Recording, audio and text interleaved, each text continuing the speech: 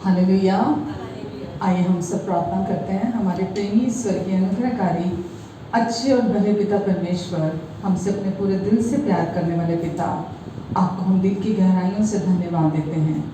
आपकी भलाइयाँ हमारे जीवन में अनगिनत हैं, आपकी आशीषें हमारे जीवन में अनगिनत हैं और हम स्तुति करते हैं आपकी, महिमा गाते हैं आपकी, क्योंकि ये जीवन आपने हमें दिया है। ये नया जीवन, नया मार्ग, सब कुछ नया आपने हमारी ज़िंदगी में हमारे लिए कर दिया है। हम आपको धन्यवाद दें क्योंकि ये प्रेम का उत्तम मार्ग है जो आपने हमें दिया है। आपके प्रेम का आज हम आपके प्रेम को रिसीव करते अपने लिए। आपका प्रेम हमें हिम्मत देता है, ताकत देता है। आपका प्रेम हमारे जीवन में चंगाइयों को लेकर आता है, छुटकारे को लेकर आता है, आपकी ब्लेसिंग्स को लेकर आता है, आपकी सामर्थ को बहाल करता है। आपके प्यार को हम सेलिब्रेट करते हैं, आपके प्यार को हम धन्यवाद देते हैं। आज हम अपने प्यार पर घमंड नहीं करते, क्योंकि वचन कहता है क्योंकि उसने पहले हमसे प्रेम किया, इसलिए आज हम भी प्रेम करते हैं। आज पिता हम भी आपसे प्यार करने लगे हैं, क्योंकि हम जानते हैं कि आप हमें अपने पूरे दिल से प्यार करते हैं। आप हमें कभी सज़ा नहीं देंगे, कभी दोष नहीं लगाएंगे, कभी आप हमारी बुराई नहीं करेंगे, क्योंकि आपकी दृष्टि में आपने हमें निर्दोष, निष्पाप और निष्कलंक ठहरा दिया है। हम इसके लिए भी आपको दिल से धन्यवाद देते हैं। हम आज आज़ादी के साथ, बोल्डनेस के साथ इस संसार में चलते हैं, सर उठाकर, क्योंकि आप हमें प्यार करते हैं और कोई भी कुछ भी हमें आपके प्यार से अलग नहीं कर सकता। इसलिए हम आपके पास धन्यवाद की भेंट लेकर आते हैं।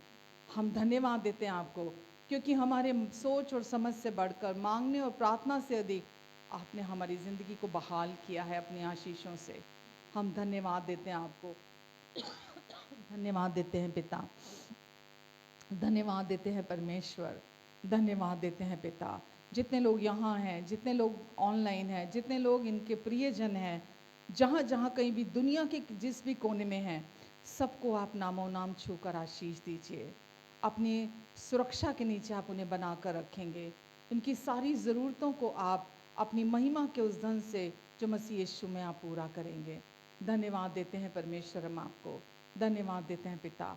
आपका अनुग्रह हम सब के लिए काफ़ी है। आज की पूरी सभा को आप संभालेंगे, आप गाइड करेंगे, आप लीड करेंगे, आप हमें डायरेक्ट करेंगे, सब कुछ आप करेंगे, क्योंकि आप हमारे प्रभु, हमारे स्वामी हैं।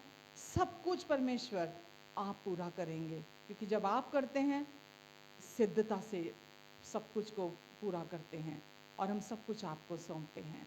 आमेन, आमेन, आमेन, हालेलुया। धन्यवाद के साथ स्तुति गाऊंगा, हे यीशु मेरे प्रभु। धन्यवाद के साथ स्तुति गाऊंगा, हे यीशु मेरे प्रभु। उपकार तेरे हैं बेशुमार, कोटि कोटि स्तुति धन्यवाद। उपकार तेरे हैं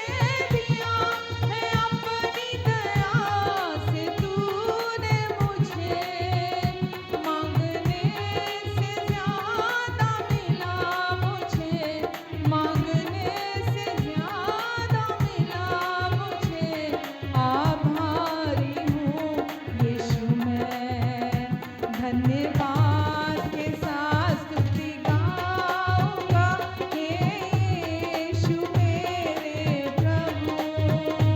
उपकार तेरे हैं बेशुमार, कोटि कोटि स्तुति धन्यवाद। धन्यवाद के साथ स्तुति गाऊंगा, हे यीशु मेरे प्रभु। उपकार तेरे हैं बेशुमार, कोटि कोटि स्तुति धन्यवाद। कोटि कोटि स्तुति अपनी सबसे अच्छी तालियों के साथ कोटि कोटि स्तुति धन्यवाद। कोटि कोटि स्तुति धन्यवाद। कोटि कोटि स्तुति धन्यवाद। कोटि कोटि स्तुति धन्यवाद। कोटि कोटि स्तुति धन्यवाद। कोटि कोटि स्तुति धन्यवाद। कोटि कोटि स्तुति धन्यवाद। आमेन।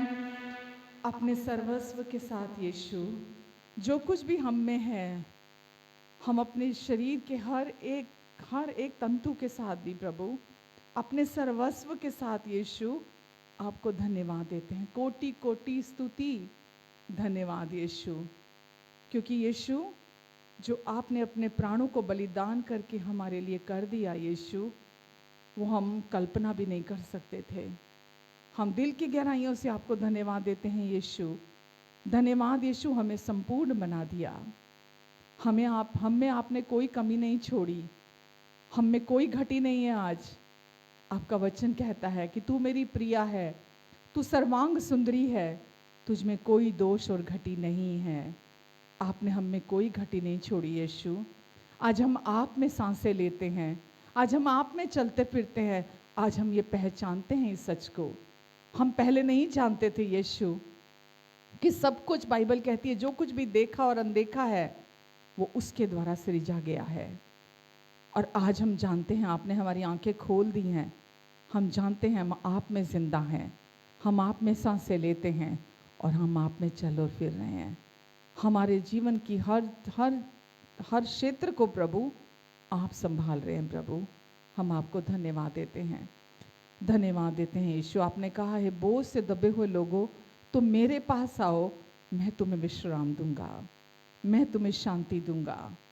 प्रभु, आप चाहते हैं हम कोई बोझ लेकर ना चलें, हम सारा बोझ आपको दे दें, क्योंकि यीशु को जो बोझ दे देता है, यीशु उसे समझ से परे की शांति से भर देते हैं, अपना रेस्ट दे देते हैं। इसलिए जो भी आज आपके मन में बोझ है, अपने यीशु को सौंप दीजिए। वो योग्य है, सामर्थी है आपके सारे बोझ को ले लेने के लिए। धन्यवाद यीशु। तेरे बिना यीशु मेरे कोई नहीं ओ लैंदा सा। तेरे बिना यीशु मेरे कोई नहीं ओ लैंदा सा। हो तू ही ओ सहारा मेरा, तू ही ओ सहारा मेरा, तू ही ओ सहारा मेरा, तू ही निगहबान। तेरे बिना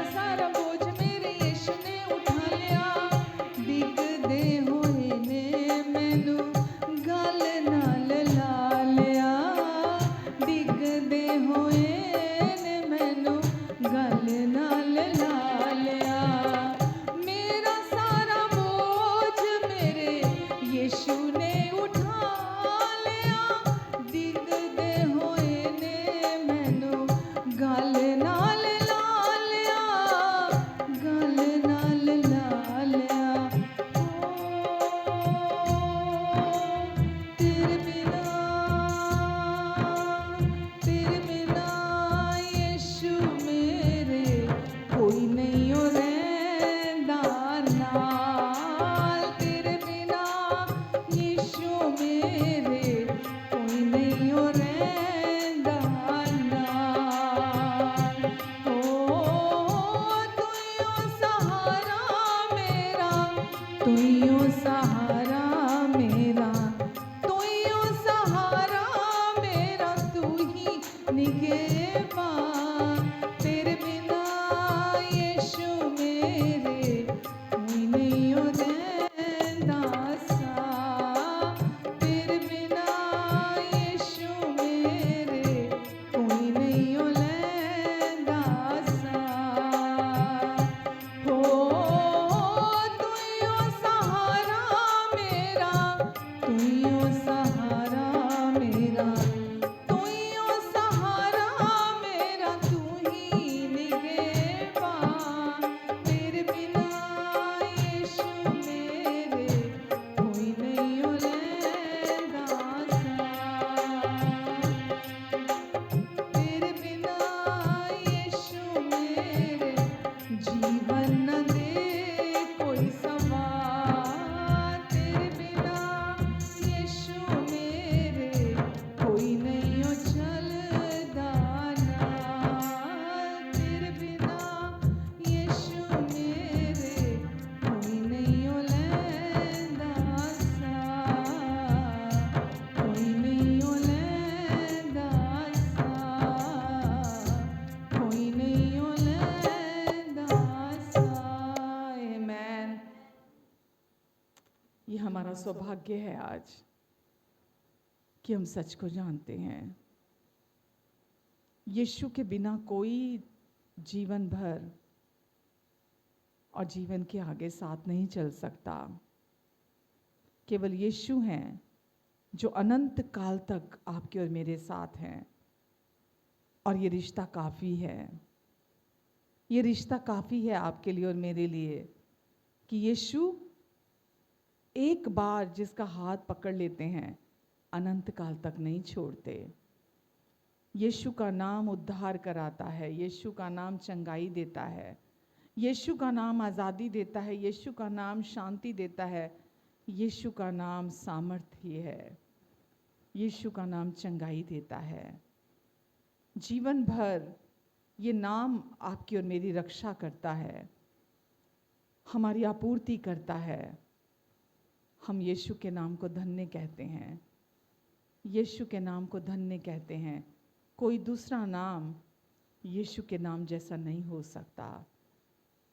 किसी ने भी आपके और मेरे प्राणों के लिए अपनी बलि नहीं दी। पूरे संसार के किसी धर्म, समुदाय, किसी खास देश, किसी खास व्यक्ति के लिए यहाँ बात नहीं हो रही है।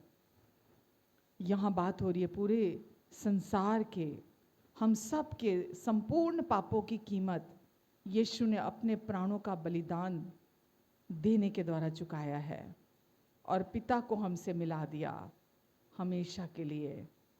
धन्यवाद देते यीशु हम आपको।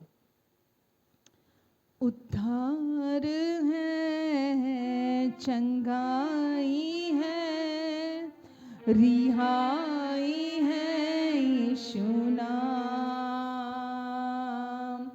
उद्धार है, चंगाई है, रिहाई है यीशु नाम। उद्धार है, चंगाई है, रिहाई है यीशु नाम। यीशु नाम, यीशु नाम, यीशु नाम, यीशु नाम। जय यीशु नाम, जय यीशु नाम, सबसे अच्छा नाम यीशु नाम।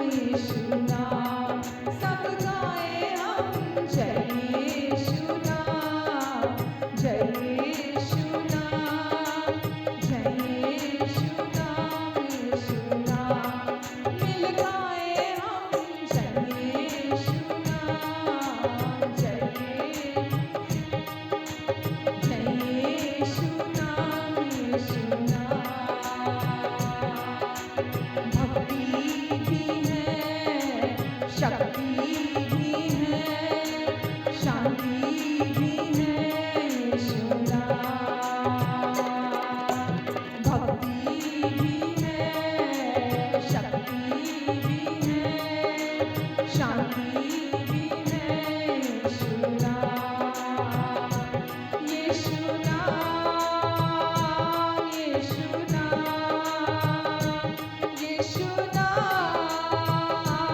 यीशु नाम। जय यीशु नाम, जय यीशु नाम, जय यीशु नाम। सब गाए हम जय यीशु नाम, जय यीशु नाम, जय यीशु नाम, यीशु नाम। मिल गाए हम जय यीशु नाम।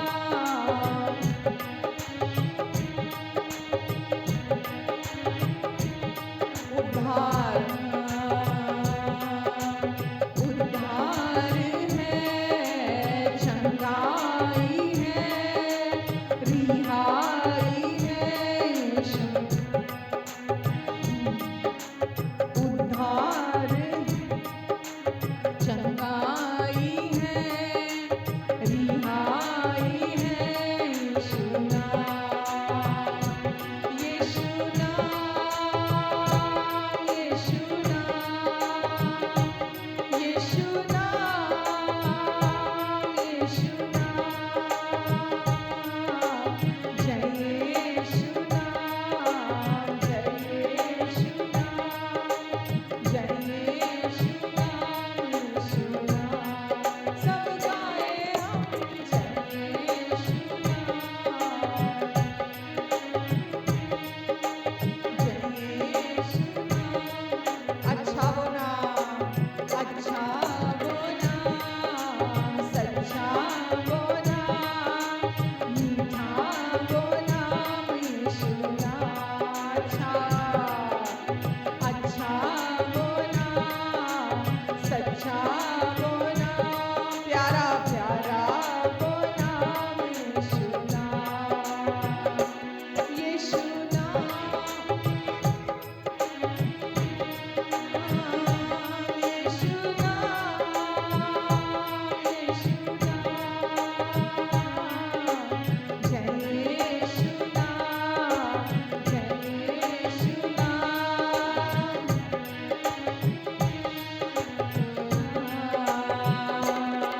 जय यीशु नाम, जय यीशु नाम, जय यीशु नाम, यीशु नाम। जय यीशु नाम, जय यीशु नाम,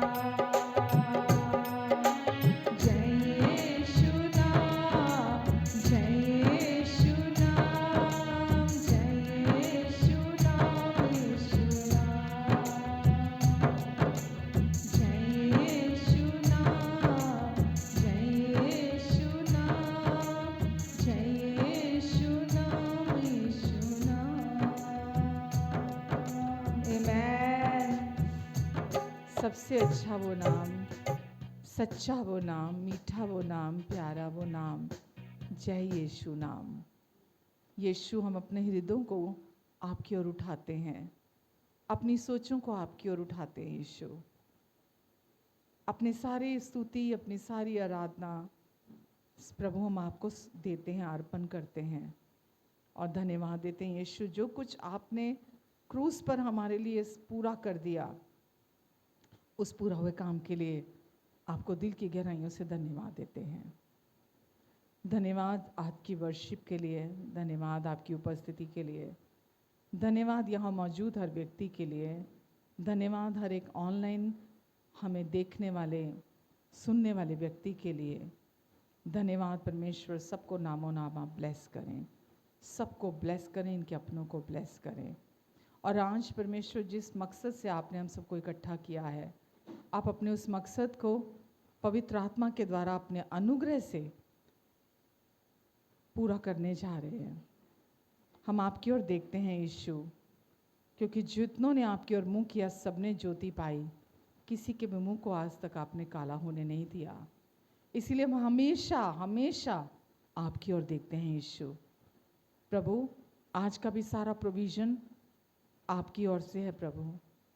हम जानते हैं प्रभु, हमेशा भलाइयों की अपरंपार बारिश आप हमारे लिए रखते हैं हर समय 24/7। इस समय भी हमारी एक्सपेक्टेशन आपकी भलाइयों की ओर है। और इस समय हम अपने कान, अपनी आंखें, अपने हृदय का ध्यान, अपनी सोचों को आपकी ओर लेकर आते हैं प्रभु।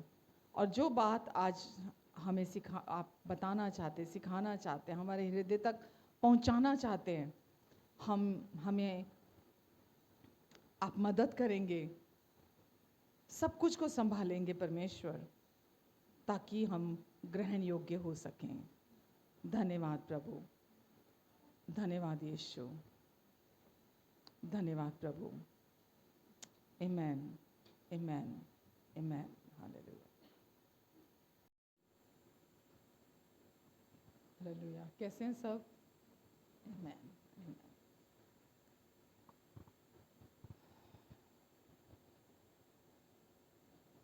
चलें वचन में। आमेन। आज बहुत सामान्य चीज़ें, सामान्य से मतलब जो एक मसीह जीवन जीने के लिए, है ना, कि हमें हर दिन एक मसीह होने के नाते कैसा जीवन जीना है, जिसको हम बोल देते हैं ना आत्मिक जीवन जीना। तो आत्मिक जीवन जीने का मतलब क्या होता है? तो उसके लिए हम कुछ एक चीज़ों को समझेंगे, क्योंकि बहुत लोग कंफ्यूज हो रहते हैं कि शारीरिक जीवन जीना क्या है, मानसिक जीवन जीना क्या है, आत्मिक जीवन जीना क्या है। तो वो इन चीज़ों को लेकर थोड़ा सा कंफ्यूज रहते हैं। लेकिन आज आप समझेंगे कि आत्मिक जीवन जीने का क्या मतलब है और हम कैसे आत्मिक जीवन को जी सकते हैं, है ना। तो इसके लिए आप अपने मन में क्या सोचते हैं कि आत्मिक जीवन जीना क्या होता है? ये बहुत इम्पॉर्टेंट है कि आप अपने लिए क्या सोचते हैं। जैसा कि लाइफ में जब भी बड़े बड़े डिसीजन लेने होते हैं या छोटे डिसीजन लेने होते हैं, तो हमें समझ में नहीं आता कि इन चीज़ों में हम आत्मिक आत्मिक डिसीजन कैसे लें, चुनाव कैसे करें अपने जीवन में। तो वहाँ पर भी हम कंफ्यूज हो जाते हैं।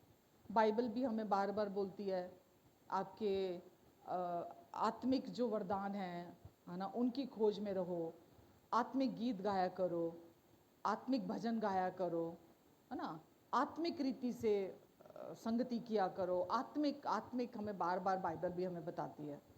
तो मतलब आत्मिक रीति से प्रार्थना किया करो, है ना। तो हमें बाइबल बार बार इनकरेज करती है कि जो कुछ करते हो वो आत्मिक रीति से किया करो। तो इसको समझने के लिए कि हमें आत्मा में कैसे चलना, क्योंकि वचन कहता है कि आत्मा में चलो, आत्मा में चलना चाहिए हमें। तो हमको आत्मा में चलना चाहिए का क्या मतलब है और आत्मिक जीवन कैसे जीना चाहिए, इसको हम आज देखेंगे। सुनने में अच्छा लगता है, लेकिन इसका मतलब क्या है? तो पहले हम देखेंगे आत्मिक जीवन क्या नहीं है, आत्मिक रीति से चलना क्या नहीं है, जिसको हम लोग गलती से समझ लेते हैं कि ये आत्मिक रीति से चलना है। ठीक है, जैसा कि एक खास तरह के परिवार में पैदा होने को हम सोच लेते हैं कि मैं तो एक खास तरह के परिवार में पैदा हुआ हूँ, इसीलिए मैं तो आत्मिक हूँ, मैं सबसे सुपीरियर हूँ, मैं एक आत्मिक जन हूँ, जो कि आत्मिक रीति से चलना नहीं कहलाता।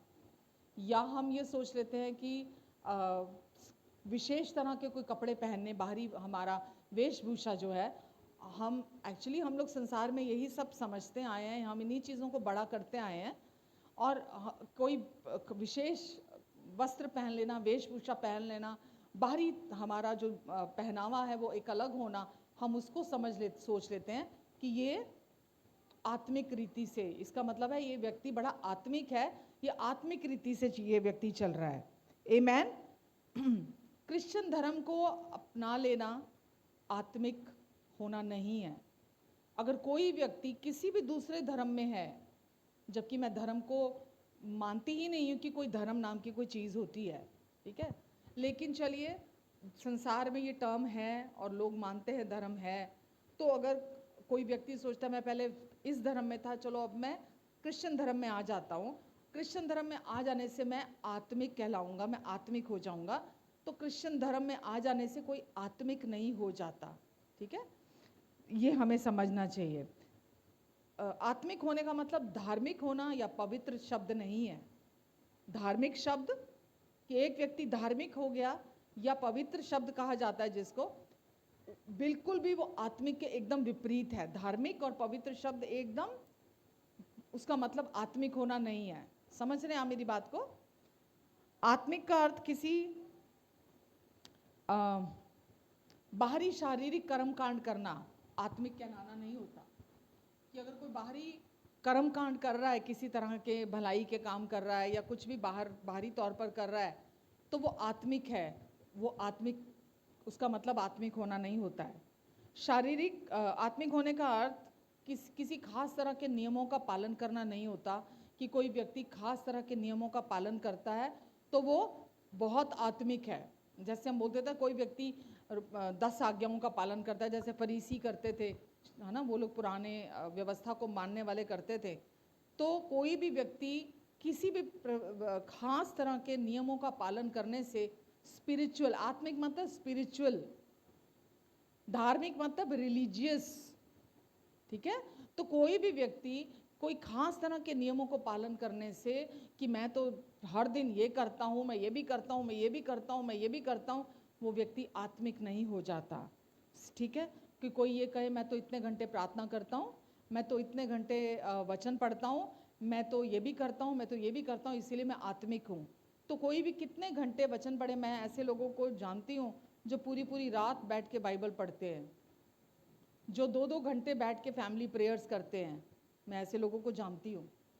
मैं किसी को जज करने के लिए नहीं, आपको मतलब जज करने से नहीं यहाँ मतलब कहने का कि मैं किसी की बुराई नहीं कर रही हूँ, मैं समझाने के लिए आपको बोल रही हूँ कि पूरी रात अगर कोई बैठ के ये सोचे कि मैं तो जी रात को खाली समय होता है, मैं 2 घंटे बाइबल स्टडी करता हूँ और मैं 2 घंटे 3 घंटे मैं प्रार्थना भी करता हूँ, अकेला भी करता हूँ, फिर हम लोग 2 घंटे बैठ के फैमिली प्रेयर भी करते हैं। अगर आप बाहर से किसी को ये सब करते हुए देख रहे हैं तो इसका मतलब आत्मिक जीवन जीना नहीं हो रहा, आत्मिक जीवन जीना नहीं है। समझ रहे आप? लोग इसी में बहुत धोखे में आ जाते देखकर कि कोई व्यक्ति बहुत लंबी प्रार्थना कर रहा है या कोई व्यक्ति बहुत लंबी फैमिली प्रेयर कर रहा है और कोई व्यक्ति बहुत घंटों वचन पढ़ रहा है तो वो आत्मिक हो गया। बहुत, क्योंकि बहुत सारी चीज़ें डर ड्रिवन होती हैं, डर की वजह से इंसान कर रहा होता है। समझ रहे हैं आप? उनका जो मकसद होता है, उनका मकसद, उनका जो रीज़न होता है वो सब करने का, अंदर डर होता है और डर की वजह से वो सब कर रहे होते हैं। तो ये सब कुछ आत्मिक कार्य नहीं है, आत्मिक जीवन जीना नहीं है उनके लिए। आप समझ रहे हैं? मैं ये नहीं कह रही कि हमें प्रार्थना नहीं करनी, मैं ये नहीं कह रही कि हमें वचन नहीं पढ़ना, मैं ये इसमें से कोई भी बात आपको नहीं कह रही हूँ, लेकिन आपको मैं ये कह रही हूँ सिर्फ ये करना और आप ये कहें कि ये व्यक्ति आत्मिक जीवन जी रहा है, ये उसका मतलब नहीं है, ठीक है। किसी भी चर्च का साइज छोटा या बड़ा होना ये नहीं बताता कि ये चर्च ज़्यादा आत्मिक है और ये चर्च कम आत्मिक है। चर्च के साइज से नहीं होता, ठीक है। हम ये सोचे कि कोई बहुत बड़ी चर्च है तो वो आत्मिक है, तो कोई छोटी चर्च है तो वो आत्मिक नहीं है। तो चर्च के साइज पर डिपेंड नहीं करता कि हम कि वो आत्मिक है कि नहीं है। किसी के नाम के पीछे कितना बड़ा टाइटल है, हम लोग बहुत जल्दी इस भ्रम में आ जाते हैं कि कोई बड़ा चोगा पहन के आ गया और गले में क्रॉस लटका के आ गया तो वो ज़्यादा आत्मिक है, मैं कम आत्मिक हूँ। अगर कोई क्रिश्चियन परिवार में पैदा हो गया और मैं नॉन क्रिश्चियन परिवार से हूँ तो वो ज़्यादा आत्मिक है, क्योंकि वो क्रिश्चियन परिवार में पैदा हुआ और मैं नॉन क्रिश्चियन बैकग्राउंड से हूँ तो मैं कम आत्मिक हूँ। ये भी आत्मिक होना नहीं है, ये आत्मिक की डेफिनेशन नहीं है। ये समझ रहे हैं आप? ये आत्मिक की डेफिनेशन नहीं है। कोई दिन रात सेवा कर रहा है, चर्च में सेवा कर रहा है या कहीं बस लगा पड़ा है दिन रात, प्रभु की सेवा करना भी आत्मिक होना की डेफिनेशन नहीं है। बहुत सारे लोग एक बोलते हैं ना उसको ट्रेडिंग, कि मैं प्रभु तेरे लिए कर रहा हूँ, तू भी मेरे लिए कर, या मनुष्यों को खुश करने के लिए, लोगों को खुश करने के लिए, पास्टर को खुश करने के लिए, दुनिया के सामने अपनी पहचान बनाने के लिए, तो लोग ऐसे काम कर सकते हैं। ठीक है, तो कोई कितना भी सेवा कर रहा हो, ये आत्मिक जीवन जीने की परिभाषा नहीं हो सकती है ये। आमेन। या कोई व्यक्ति मीटिंगों में भाग रहा है, यहाँ मीटिंग भी, वहाँ मीटिंग, कोई मीटिंग नहीं छोड़ रहा, हर मीटिंग में भाग रहा है, चंडीगढ़ में हो रही है वहाँ भी भाग रहा है, पंचकुला में हो रही है वहाँ भी भाग रहा है, कहीं कोई मीटिंग चल रही है सब मीटिंग्स में भाग रहा है, जगह जगह मीटिंग्स में जाने वाला आत्मिक जीवन जी रहा है, इसके कोई मायने नहीं है। समझ रहे हैं आप?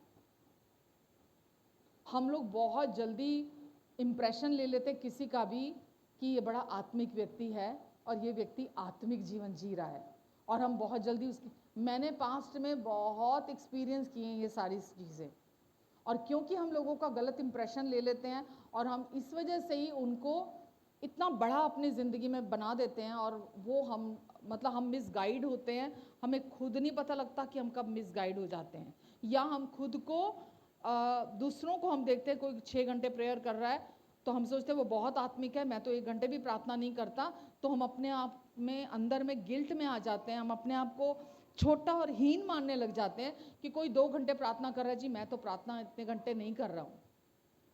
ठीक है, तो आत्मिक व्यक्ति होने का मतलब ये कोई परिभाषा नहीं है कि ये व्यक्ति आत्मिक है क्योंकि ये वाले सब काम कर रहा है। ठीक है, लेकिन हमारे लिए आत्मिक रीति से जीना बिल्कुल संभव है। हम आत्मिक रीति से स्पिरिचुअली एक स्पिरिचुअल लाइफ को हम जी सकते हैं, हमारे लिए ये संभव प्रभु ने कर दिया है। समझ रहे हैं आप? और इसीलिए उन्होंने बार बार हमें इनकरेज किया वचन में कि हर समय आत्मिक संगति किया करो, आत्मिक गीत गाया करो, और ना आत्मा में प्रार्थना किया करो। इसीलिए प्रभु ने हमें हर समय कहा है। तो आत्मा में जो कुछ भी प्रभु ने हमें करने के लिए कहा, हम उसे तब तक नहीं कर सकते जब तक हमारे पास हम एक आत्मिक जन ना हो, जब तक हमारे पास परमेश्वर का आत्मा ना हो। आप समझ रहे हैं? आत्मिक जीवन वही जी सकता है जिसके पास परमेश्वर का आत्मा है अंदर। जिसके पास परमेश्वर का आत्मा नहीं है वो आत्मिक जीवन नहीं जी सकता। हालेलुया। समझ रहे हैं आप? आमेन। मैंने कुछ इसीलिए आज चीज़ें लिखी कि मैं कुछ मिस ना कर जाऊं, आपको सारी चीज़ें मैं एक्सप्लेन करूं। देखो, अब अगर हम किसी रिलीजन की बात करते हैं कि कोई धर्म को कोई मानता है, तो वहाँ भी जाओ तो वहाँ पर भी कुछ ना कुछ आपको प्रचार सुनने को मिलता है। अब जब किसी रिलीजन को कोई फॉलो करता है तो जो प्रचार सुनने को मिलता है, तो प्रचार उस व्यक्ति को के जीवन में ज्ञान को तो बढ़ा सकता है ना। वो व्यक्ति ज्ञान तो बहुत प्राप्त कर सकता, हो सकता पहले उसको ना समझ हो, लेकिन अगर कोई व्यक्ति किसी धर्म के अधीन है तो वो ज्ञानी हो सकता है, उसके शरीर को भी वहाँ पर पोषण मिल सकता है ना, जो खाना चाहिए वो मिल सकता है उसके शरीर को, लेकिन ये उसको आत्मिक नहीं बना सकता। किसी को भी जो उसके अगर इंटेलेक्ट जो है अगर उसका बढ़ता है, ज्ञान बढ़ता है, तो वो उसको आत्मिक नहीं बनाता है। ठीक है, आत्मिक कैसे बनता कोई व्यक्ति?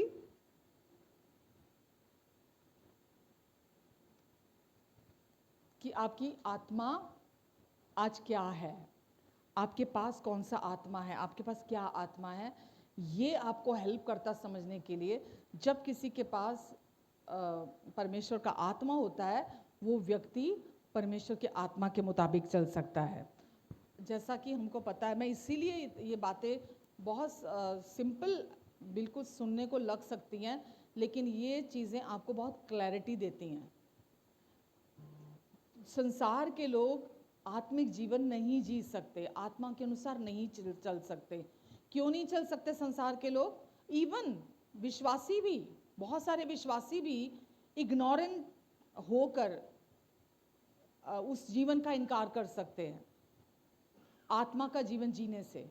परमेश्वर ने जैसा हम हमेशा चर्च में सीखते हैं, हमेशा ये बात करते हैं कि जब पहले आदम ने पाप किया था तो क्या हुआ था? सबसे पहले उसका परमेश्वर से कनेक्शन टूट गया था। जब पहले आदम ने पाप किया था तो उसका परमेश्वर से कनेक्शन टूट गया था, यानी कि परमेश्वर के आत्मा से वो डिस्कनेक्ट हो गया था, परमेश्वर के आत्मा से अलग हो गया था। ठीक है, लेकिन यीशु आए और यीशु ने क्रूस पर अपना लहू बहाकर क्या किया? वापस पूरी मानव जाति के लिए रास्ता खोल दिया। हमको पता है, जब यीशु क्रूस पर गए, यीशु ने सारा काम पूरा किया, पूरे मानव जाति के पापों की कीमत जब यीशु ने चुका दी, और यीशु ने जब कहा पूरा हुआ, तो बाइबल कहती है मंदिर का पर्दा ऊपर से नीचे की ओर 2 भाग में हो गया। तो क्या उसमें सबसे खूबसूरत बात क्या हुई? हम बोलते हैं, हम ये सोचते हैं कि हमने स्वर्ग में प्रवेश कर लिया। सबसे बड़ी बात क्या हुई? अब परमेश्वर हम में प्रवेश कर सकते थे। परमेश्वर लपक कर हमारी तरफ आए, क्योंकि हम परमेश्वर से, क्योंकि उनके बेटे और बेटियां हैं, हम परमेश्वर से डिस्कनेक्टेड थे पहले आदम के पाप की वजह से। हम आत्मिक नहीं रहे थे। परमेश्वर हमारे जीवन में पहला स्थान नहीं था उनका हमारे जीवन में। तो क्या हुआ? जैसे ही मंदिर का पर्दा ऊपर से नीचे 2 भाग में हुआ, फटा, तो क्या हुआ? परमेश्वर स्वर्ग से आपकी और मेरी और लपके हमारे भीतर आने के लिए, हमको आत्मिक बनाने के लिए, हमारा वापस वो कनेक्शन परमेश्वर के साथ यीशु ने जोड़ दिया था। वो पाप की दीवार को हटाने के द्वारा यीशु ने हमें वापस पिता के साथ एक कर दिया था। जिसके पास परमेश्वर का आत्मा है वही एक आत्मिक जन है। समझ रहे हैं आप? तो आपको और मेरे को आत्मिक जीवन जीने के लिए क्या चाहिए? सबसे पहले परमेश्वर का आत्मा चाहिए। जिसके पास परमेश्वर का आत्मा है वो परमेश्वर का जन है। यीशु के आने से पहले संसार कैसे चल रहा था? शरीर और मन के चलाए से चल रहा था। ये सारी दुनिया मन के चलाए से चल रही थी। ठीक है, क्योंकि उनके पास अंदर परमेश्वर से डिस्कनेक्टेड हो गए थे, परमेश्वर के साथ कोई कनेक्शन नहीं रहा था। लेकिन जैसे ही यीशु आए तो क्या हो गया? सारी मानव जाति के लिए परमेश्वर ने वो रास्ता खोल दिया, और परमेश्वर अब जो भी व्यक्ति विश्वास करता है प्रभु यीशु मसीह पर, परमेश्वर उसके दिल में आकर रहने लगते हैं। और एक बार जिसके अंदर परमेश्वर का आत्मा आ जाता है, फिर वो व्यक्ति आत्मिक रीति से जीवन को जीने के लिए सक्षम कर दिया जाता है। वो जी सकता है क्योंकि उसके अंदर परमेश्वर का आत्मा आ गया है। फिर परमेश्वर का आत्मा उसको गाइड कर सकता है, उसको लीड कर सकता है, उसको डायरेक्ट कर सकता है, उसको प्रोटेक्ट कर सकता है, उसको प्रोवाइड करा सकता है, उसको जो भी चाहिए वो दे सकता है परमेश्वर का आत्मा उसको। अब जब एक व्यक्ति के अंदर परमेश्वर का आत्मा आ जाता है तो वो व्यक्ति आत्मिक जगत के साथ जुड़ जाता है। अगर हम प्राकृतिक जगत में, प्राकृतिक एक नेचुरल वर्ल्ड में रह रहे हैं, नेचुरल संसार में रह रहे हैं, है ना, तो हम नेचुरल के साथ जुड़े हुए हैं। लेकिन जब एक व्यक्ति के अंदर परमेश्वर का आत्मा आ जाता है तो वो आत्मिक जगत के साथ जुड़ जाता है, स्पिरिचुअल रैल्म के साथ वो कनेक्टेड हो जाता है। स्पिरिचुअल रैल्म का क्या मतलब है?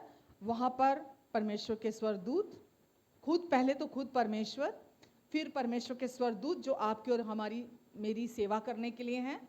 हर टाइम आप जो भी प्रार्थना करते हैं, जो भी आप बोलते हैं, परमेश्वर के स्वरदूत हर समय आपकी प्रार्थनाओं को लाते और जाते हैं, आपके लिए काम करते हैं परमेश्वर के स्वरदूत हर समय। यहाँ तक कि जो फॉलन एंजल्स हैं, जो स्वर्ग से गिरा दी गई थी शैतान के साथ, वो भी आत्मिक क्षेत्र में ही हैं, स्पिरिचुअल रैल्म में ही रहती हैं वो भी। ठीक है, परमेश्वर के स्वरदूत भी आत्मिक क्षेत्र में हैं। जो गिरा दिए गए थे स्वरदूत, वो भी उसी क्षेत्र में हैं। और यहाँ तक कि जितने भी लोग संसार में अभी तक जिंदा रहे, मतलब जिए, ठीक है, जीने के बाद वो मरे, वो सब कहाँ हैं अभी?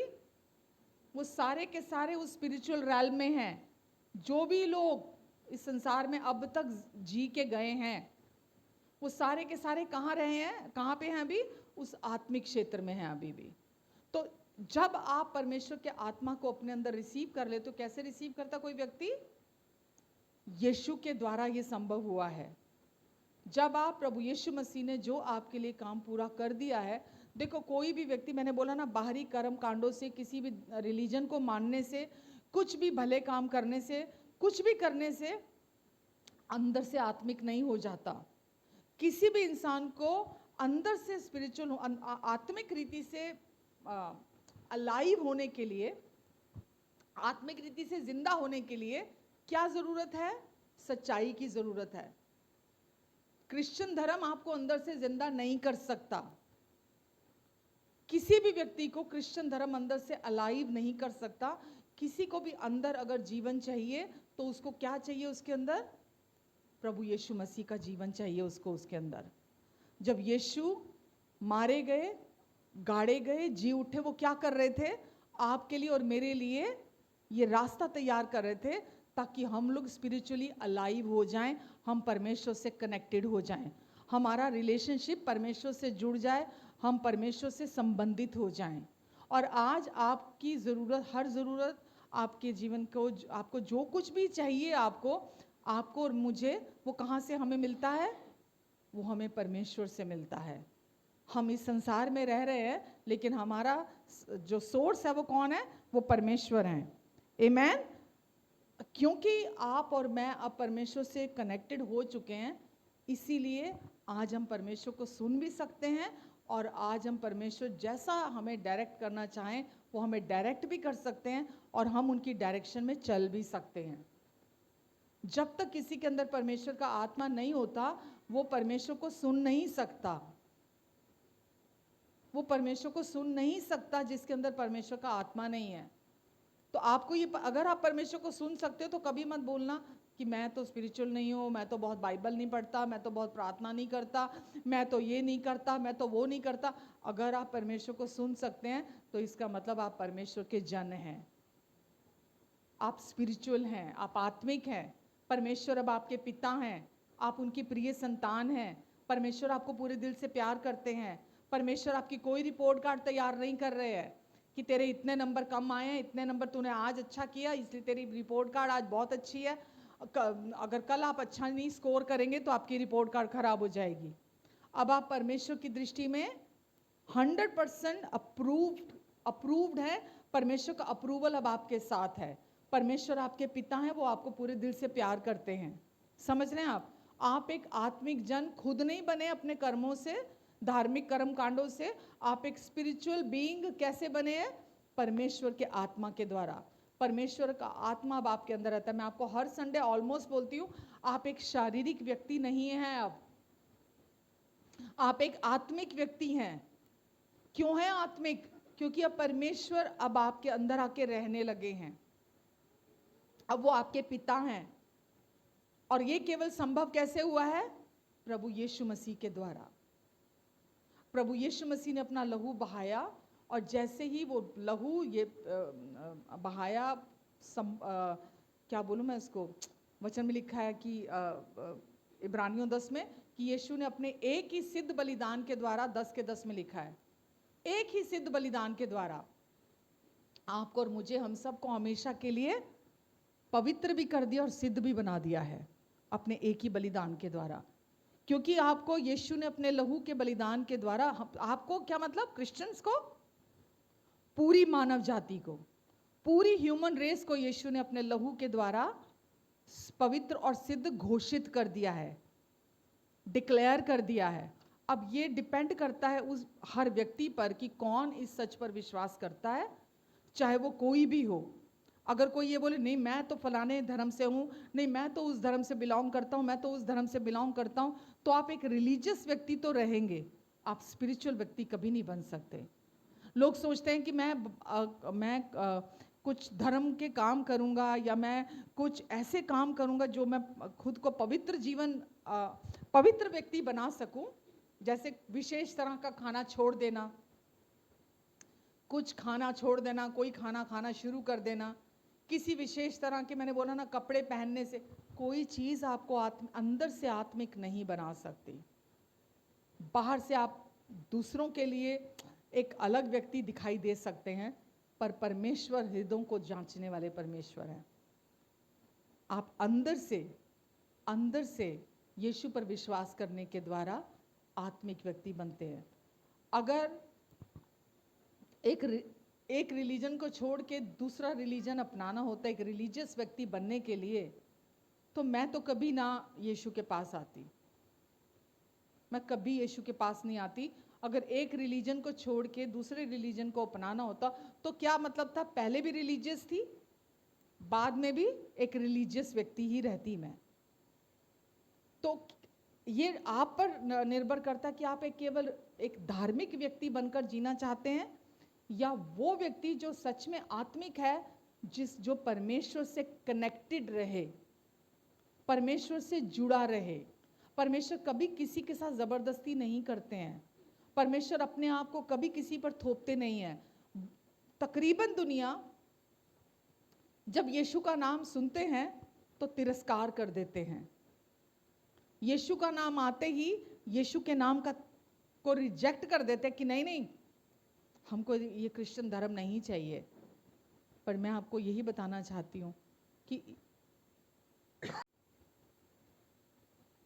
यीशु ने कहा, सत्य, मार्ग और जीवन केवल मैं हूँ।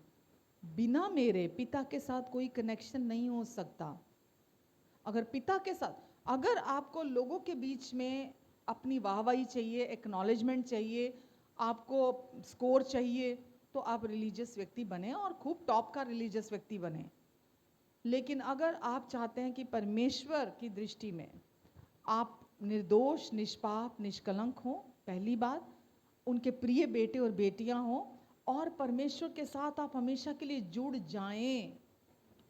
कनेक्शन केवल परमेश्वर के साथ हमारा तब जुड़ सकता है अगर हम आदम से डिस्कनेक्टेड होके हम यीशु के साथ कनेक्टेड होते हैं, तो आप एक आत्मिक व्यक्ति होते हैं। आप कह सकते हैं कि हाँ, क्योंकि मेरे पास परमेश्वर का आत्मा है, इसीलिए मैं एक स्पिरिचुअल व्यक्ति हूँ, एक स्पिरिचुअल वुमेन हूँ, एक स्पिरिचुअल मैन हूँ, मैं एक आत्मिक व्यक्ति हूँ। समझ रहे हैं आप? उसके बिना आप आत्मिक, आप ना तो परमेश्वर की देखो, अगर जब परमेश्वर आपके अंदर आके रहने लगते हैं, आप 24 घंटे सातों दिन परमेश्वर की प्रोटेक्शन के नीचे आ जाते हैं। जब आप एक आत्मिक जन होते हैं, जब आप एक आत्मिक जन होते हैं, जब परमेश्वर का आत्मा आपके अंदर आके रहने लगता है, कोई भी चीज आपके विरोध में नहीं आ सकती है। परमेश्वर का प्रोविजन आपके लिए है, आपकी हर तरह की ज़रूरत के लिए परमेश्वर का फिर प्रोविजन होता है। आप अपनी फिक्र आप नहीं करते, अपनी चिंता आप नहीं करते। आपको पता है, जब पहले आदम ने पाप किया था, तो दोनों ने, पति और पत्नी ने, तो उनका सारा का पाप करने का मतलब क्या हुआ था? जब मैं आपको ये बोल रही हूँ कि उनका कनेक्शन परमेश्वर से कट गया था, और वो अपने मन के चलाए से चलने लगे थे। यानी कि इसका क्या मतलब हुआ? अपने मन के चलाए से चलने लगे थे, उनका सारा फोकस, सारा ध्यान अपने ऊपर आ गया था। किस पर आ गया था? वो गॉड कॉन्शियस नहीं थे, वो सेल्फ कॉन्शियस थे, सेल्फ फोकस थे। उनका सारा का सारा फोकस, सारा का सारा ध्यान अपने ऊपर आ गया था।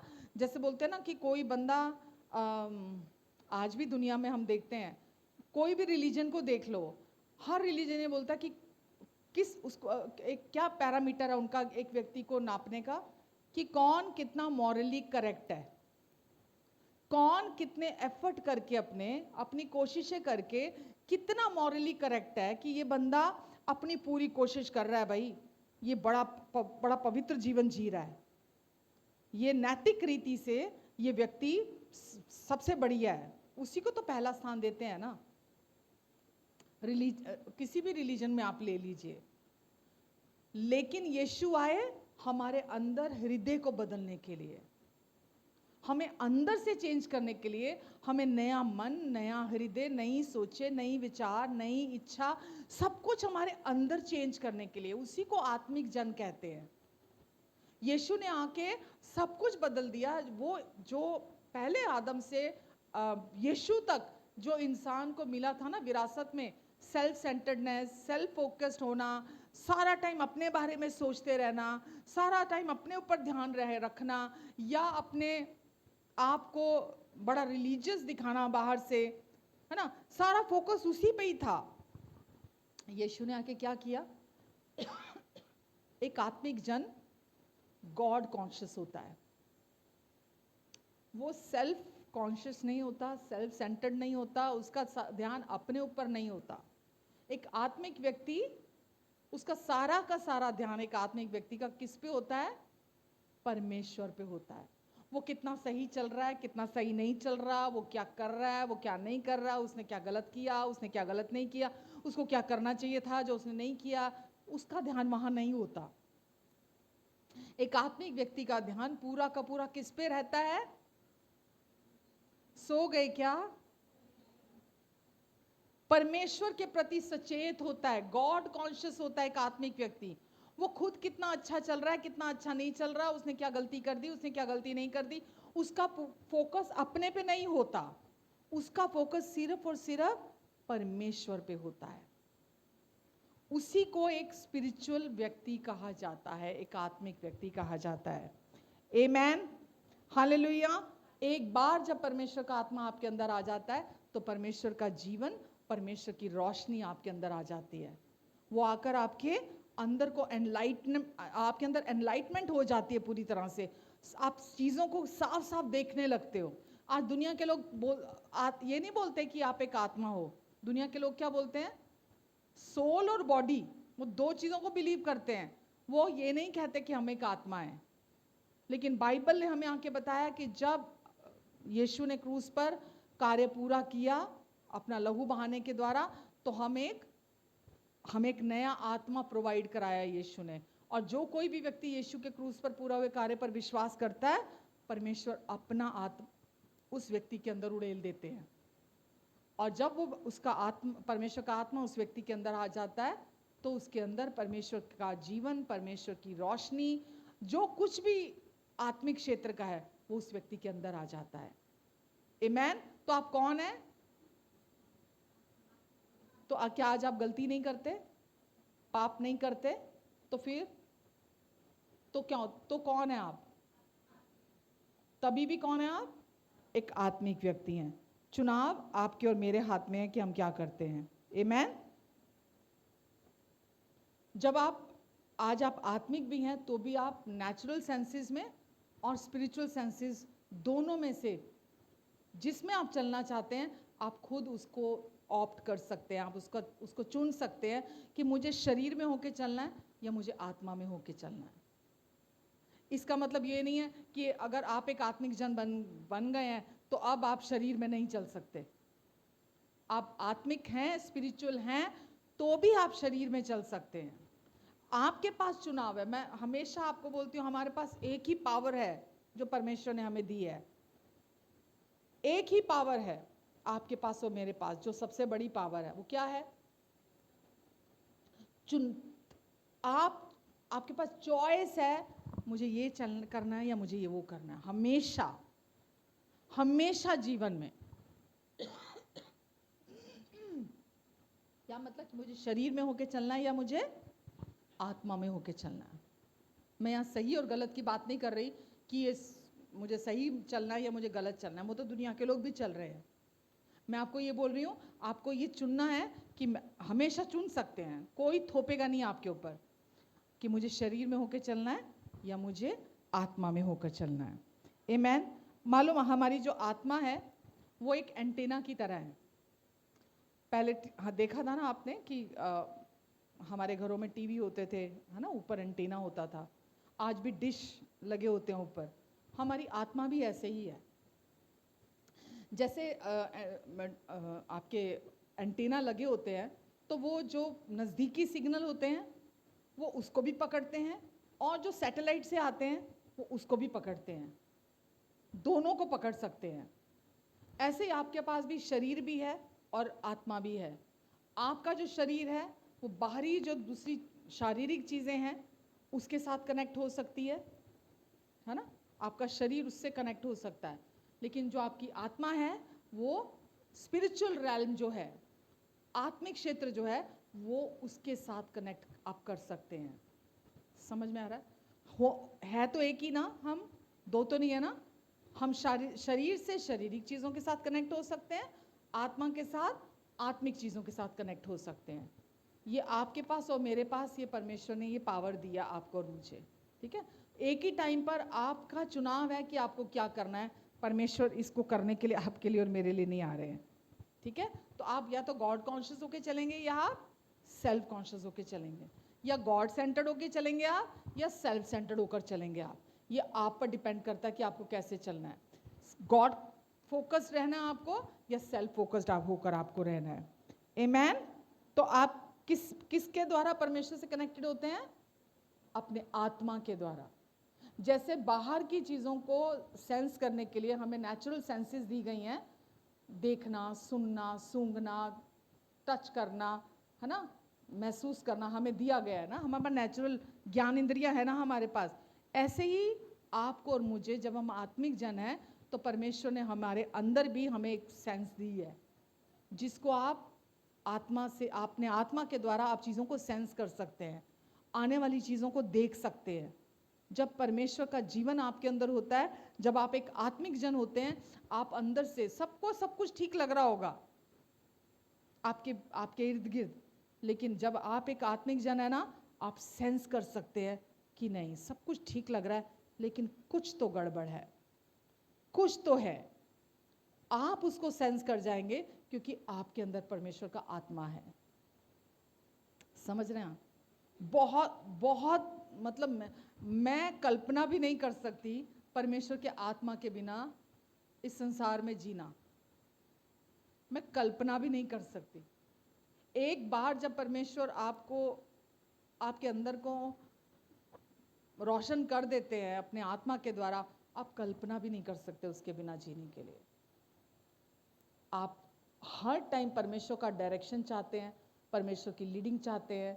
आप परमेश्वर क्या चाहते हैं आप, क्योंकि गॉड कॉन्शियस हैं, आपका सारा ध्यान परमेश्वर पे है। आपका ध्यान अपने ऊपर नहीं है, आप सेल्फ फोकस नहीं हो, सिचुएशंस पर फोकस नहीं है आपका, आपका सारा टाइम ध्यान परमेश्वर पर है। तो आप क्या करते हो, हर टाइम आप अपने अंदर, कैसे कैसे पता लगता है किसी को कि परमेश्वर क्या चाहते हैं? एक इंप्रेशन, एक सेंस करते हो आप अंदर से कि दिस इज फ्रॉम गॉड, परमेश्वर ये चाहते हैं। आप अंदर से वो, जो मैंने बोला ना, जैसे आप बाहर की चीज़ों को आप सेंस कर लेते हो ना, हवा को सेंस कर लिया आपने, धूप की गर्मी को आपने सेंस कर लिया, है ना, स्मेल को आपने सूंघ के सेंस कर लिया, टेस्ट को आपने खाकर सेंस कर लिया, पता लग गया कि इसका ये टेस्ट है ना, सुन के आपने सेंस कर लिया। ऐसे ही जो आत्मिक चीज़ें हैं, आप उसको अपने अंदर, जब परमेश्वर की लाइफ आपके अंदर आ जाती है, आप उसको सेंस कर सकते हैं कि परमेश्वर क्या चाह रहे हैं। आपको रुकने के लिए कह रहे हैं, आपको चलने के लिए कह रहे हैं, आपको मुंह बंद करने के लिए कह रहे हैं, आपको वेट करने के लिए कह रहे हैं। जो कुछ भी परमेश्वर चाहते हैं आपके लिए, आप अंदर सेंस कर लेंगे अगर आप परमेश्वर के प्रति कॉन्शियस होकर जिएंगे। तो आप ये विश्वास करेंगे कि मैं एक शारीरिक व्यक्ति नहीं हूँ, अब मैं आत्मिक हूँ और परमेश्वर मेरे अंदर हैं, ताकि वो मुझे गाइड कर सके, मुझे लीड कर सके, मुझे डायरेक्ट कर सके। वो मेरे अंदर हैं, वो मुझे सिखाना चाहते हैं, वो मुझे बताना चाहते हैं, वो मुझे आने वाली चीज़ों के बारे में भी बताना चाहते हैं। तो आप हर टाइम, आपका फोकस कहाँ होगा? हर टाइम कहीं पर भी होंगे आप, किसी भीड़ वाली जगह में भी होंगे आप कैसे होंगे? गॉड कॉन्शियस होंगे, जीसस कॉन्शियस होंगे। आपका सारा का सारा फोकस, सारा का सारा ध्यान वहां होगा। आमेन।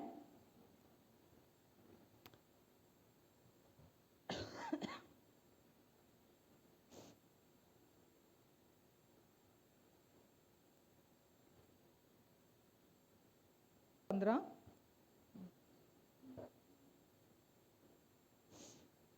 First Corinthian 2:15।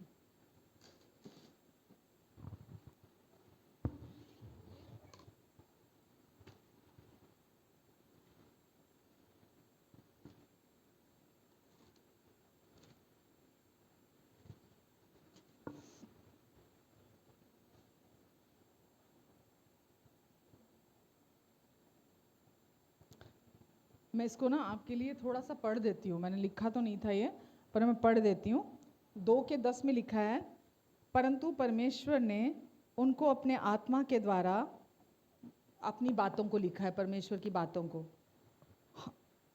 हम पर प्रकट किया है। किसके द्वारा परमेश्वर हम पर प्रकट करते हैं बातों को? अपने आत्मा के द्वारा परमेश्वर अपनी बातों को हम पर प्रकट करते हैं, क्योंकि आत्मा सब बातें वरन परमेश्वर की गूढ़ बातें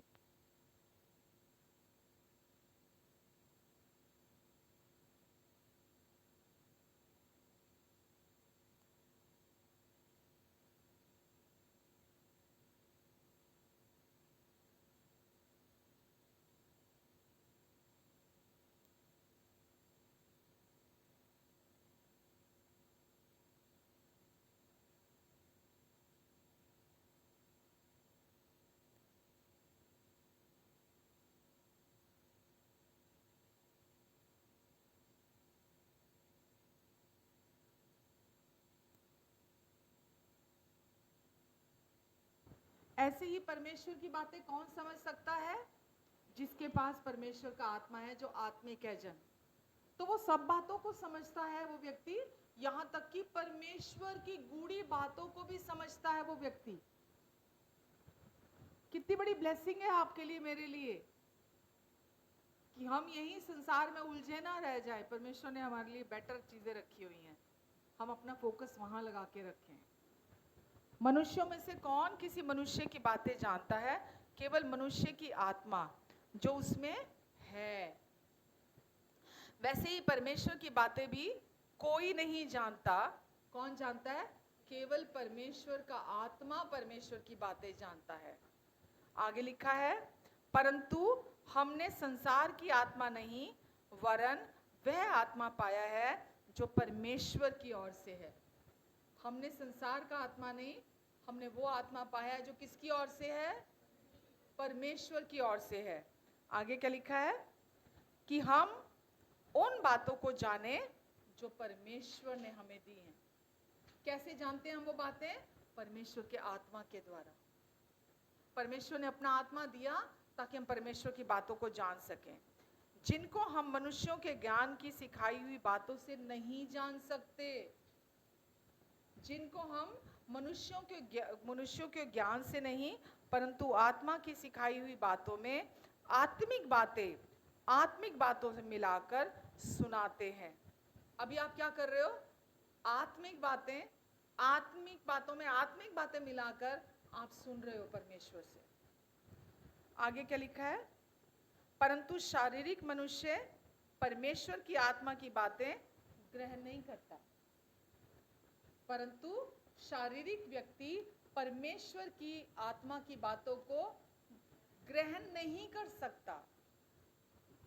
आप अपने घर में रेडियो रख लें और आप सोचें उसके अंदर पिक्चर आ जाएगी, फोटो आ जाएगी उसके अंदर, नहीं आ सकती। उसके अंदर रेडियो के अंदर वो प्रोविजन ही नहीं है कि आप उसमें चलती फिरती पिक्चर देख लें। आपके अंदर परमेश्वर का अगर आत्मा नहीं है तो बाइबल कहती है आप परमेश्वर के आत्मा की बातों को ग्रहण नहीं कर सकते, क्योंकि आगे लिखा है 14 में ही 14 में, और क्योंकि वे उनकी दृष्टि में मूर्खता की बातें हैं। क्योंकि वो उनकी दृष्टि में, संसारिक लोगों के लिए परमेश्वर की बातों को सुनना उनको लगता है बेवकूफ लोग हैं, ये मूर्खता की बातें हैं, वो नहीं समझ सकते। मैंने भी लाइफ में बहुत बड़े बड़े डिसीजन लेने का जब भी समय आया तो संसार के लोग समझ नहीं पाए और उन्होंने यही लाइन मुझे बोली, बेवकूफ़ है ये। यही सुनने को आया कि बेवकूफ़ है ये, कल पछताएगी ये, गलत कर रही है ये, गलत डिसीजन है इसका, ये सही नहीं कर रही है ये। लोग आपको जज करेंगे, लोग आपको गलत बोलेंगे, लोग नहीं समझेंगे जब आप स्पिरिचुअल डिसीजन लोगे अपनी लाइफ में, आत्मिक चीज़ें करेंगे, क्योंकि आप सेंस कर रहे हैं परमेश्वर की बातों को, और जैसा परमेश्वर आपको गाइड कर रहे हैं, आपको लीड कर रहे हैं, आपको डायरेक्ट कर रहे हैं, आप परमेश्वर के आत्मा के से ग्रहण करके उन बातों को आप चल रहे हैं अपने जीवन में। तो इस संसार में अगर हम शारीरिक होकर जिए तो बहुत बहुत कठिन जीवन है, लेकिन अगर हम आत्मिक होकर जीते हैं तो बहुत खूबसूरत जीवन है हमारे लिए। आगे क्या लिखा है? क्योंकि वो उनकी दृष्टि में मूर्खता की बातें हैं, ना वो उन्हें जान सकता है, क्योंकि उनकी जांच आत्मिक रीति से होती है। क्योंकि उनकी जांच, संसार के लोग आपको जज करते रहें, शारीरिक लोग आपको जज करते रहें, लिखा है उनकी जांच, जो एक आत्मिक व्यक्ति बात कर रहा है उसको जांचने के लिए एक आत्मिक व्यक्ति चाहिए, वो परख सकता है कि ये क्या कर रहा है। लेकिन शारीरिक व्यक्ति आत्मिक व्यक्ति को परख नहीं सकता, वो खाली बुराई कर सकता है, जज कर सकता है, क्रिटिसाइज कर सकता है, क्योंकि उसकी समझ से परे, उसको समझ ही नहीं आएंगी वो बातें। लेकिन अगर एक व्यक्ति आत्मिक है, आगे क्या लिखा है 15 में, आत्मिक जन सब कुछ जांचता है। आत्मिक जन सब कुछ सेंस कर लेता है, आत्मिक जन सब कुछ जांचता है, मतलब सेंस कर लेता है, वो परख लेता है। अगर आप आत्मिक जन हैं तो आप सब कुछ जांच सकते हैं, सब कुछ सेंस, क्योंकि ये एबिलिटी, ये गिफ्ट परमेश्वर ने आपके अंदर डाला है कि आप एक स्पिरिचुअल लाइफ जिए, आप एक आत्मिक जीवन जिए। परमेश्वर ने इसीलिए ये जीवन आपके अंदर डाला है। आप सब कुछ परख सकते हैं, सब कुछ, मतलब सब कुछ, मतलब आपका परसेप्शन चेंज हो जाता है, चीज़ों को देखने का आपका दृष्टिकोण बदल जाता है। पहले जिस रीति से आप चीज़ों को देखते थे, अब आप ऐसे चीज़ों को नहीं देखते। आपका दृष्टिकोण बदल जाता है चीज़ों को लेके। कैसे होता है वो? परमेश्वर की आत्मा के द्वारा वो आपको सिखाता है, जैसा अभी हमने पढ़ा, परमेश्वर के आत्मा के द्वारा हम सीखते हैं। आमेन।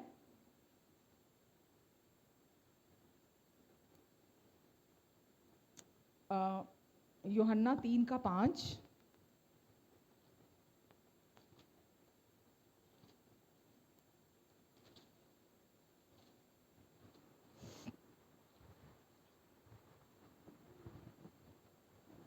यीशु ने कहा,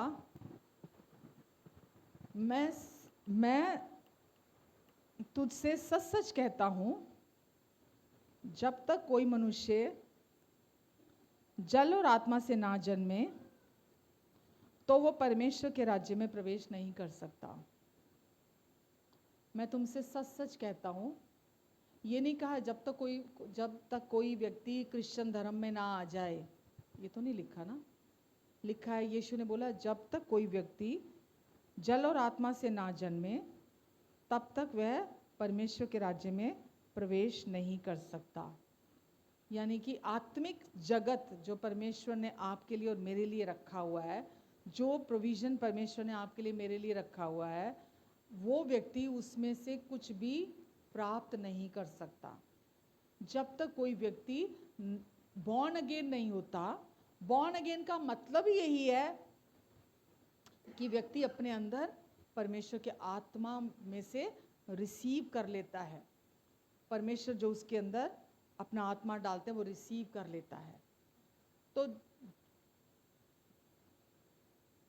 कोई भी व्यक्ति जो क्रिश्चियन धर्म पर नहीं, जो यीशु पूरी मानव जाति के लिए क्रूस पर पूरा करने के लिए आए थे, जिस काम को, पाप की सज़ा मौत है, वचन में लिखा है जो पाप करेगा वो मरेगा।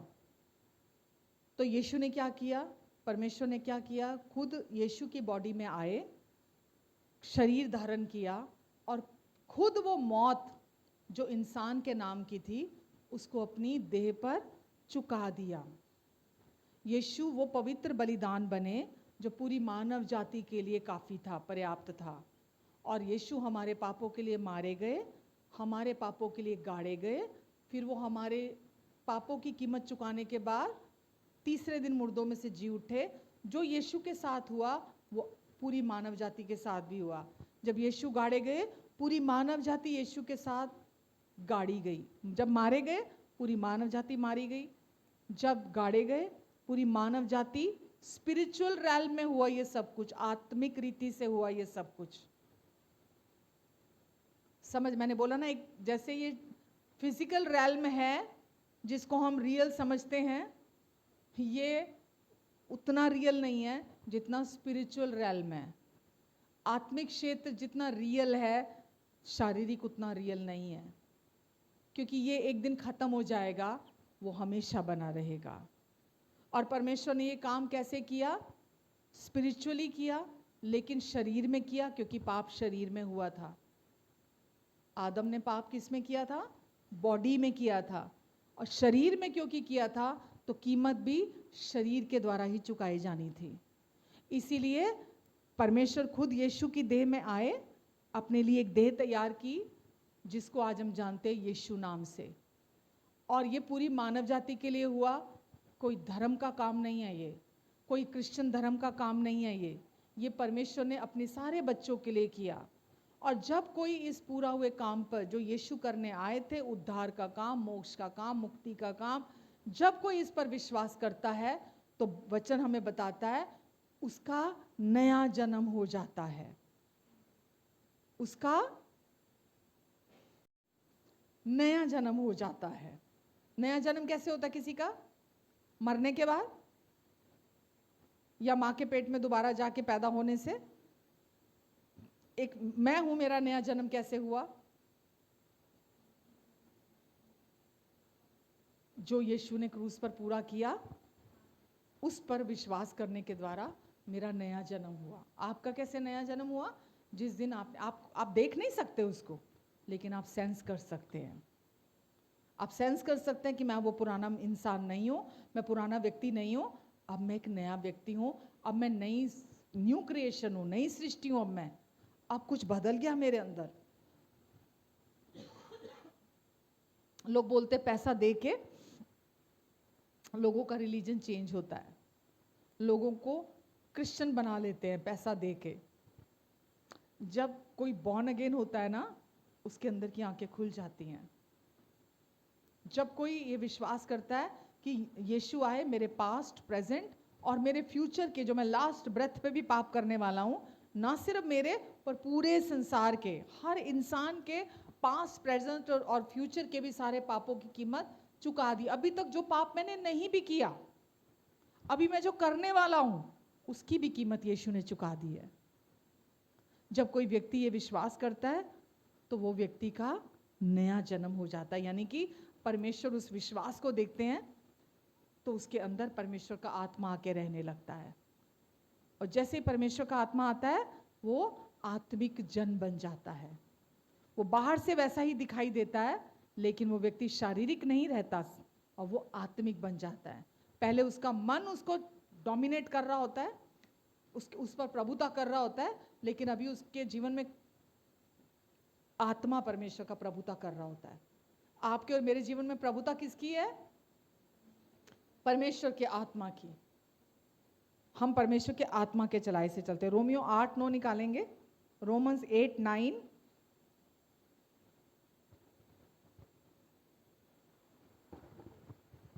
बहुत अच्छी वर्स है, रोमन्स 8:9।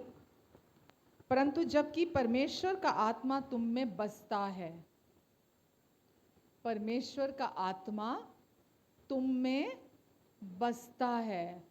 पता नहीं आप लोग कैसे इसको लाइटली सुन लेते हो। मैं जैसे जैसे इसको पढ़ती हूँ ना, जैसे मैं सुबह भी वचन तैयार कर रही थी, मैं रात को भी वचन तैयार कर, तो मतलब ऐसा था कि मैंने पहली बार पढ़ा ये, फिर से नया होके आ गया। अरे परमेश्वर का आत्मा, परमेश्वर का, उस पिता का आत्मा मेरे अंदर बसता है, वो आत्मा मेरे अंदर रहता है। तो मैं अब शारीरिक नहीं हूँ, वो आत्मा मेरे अंदर रहने लगा है आके।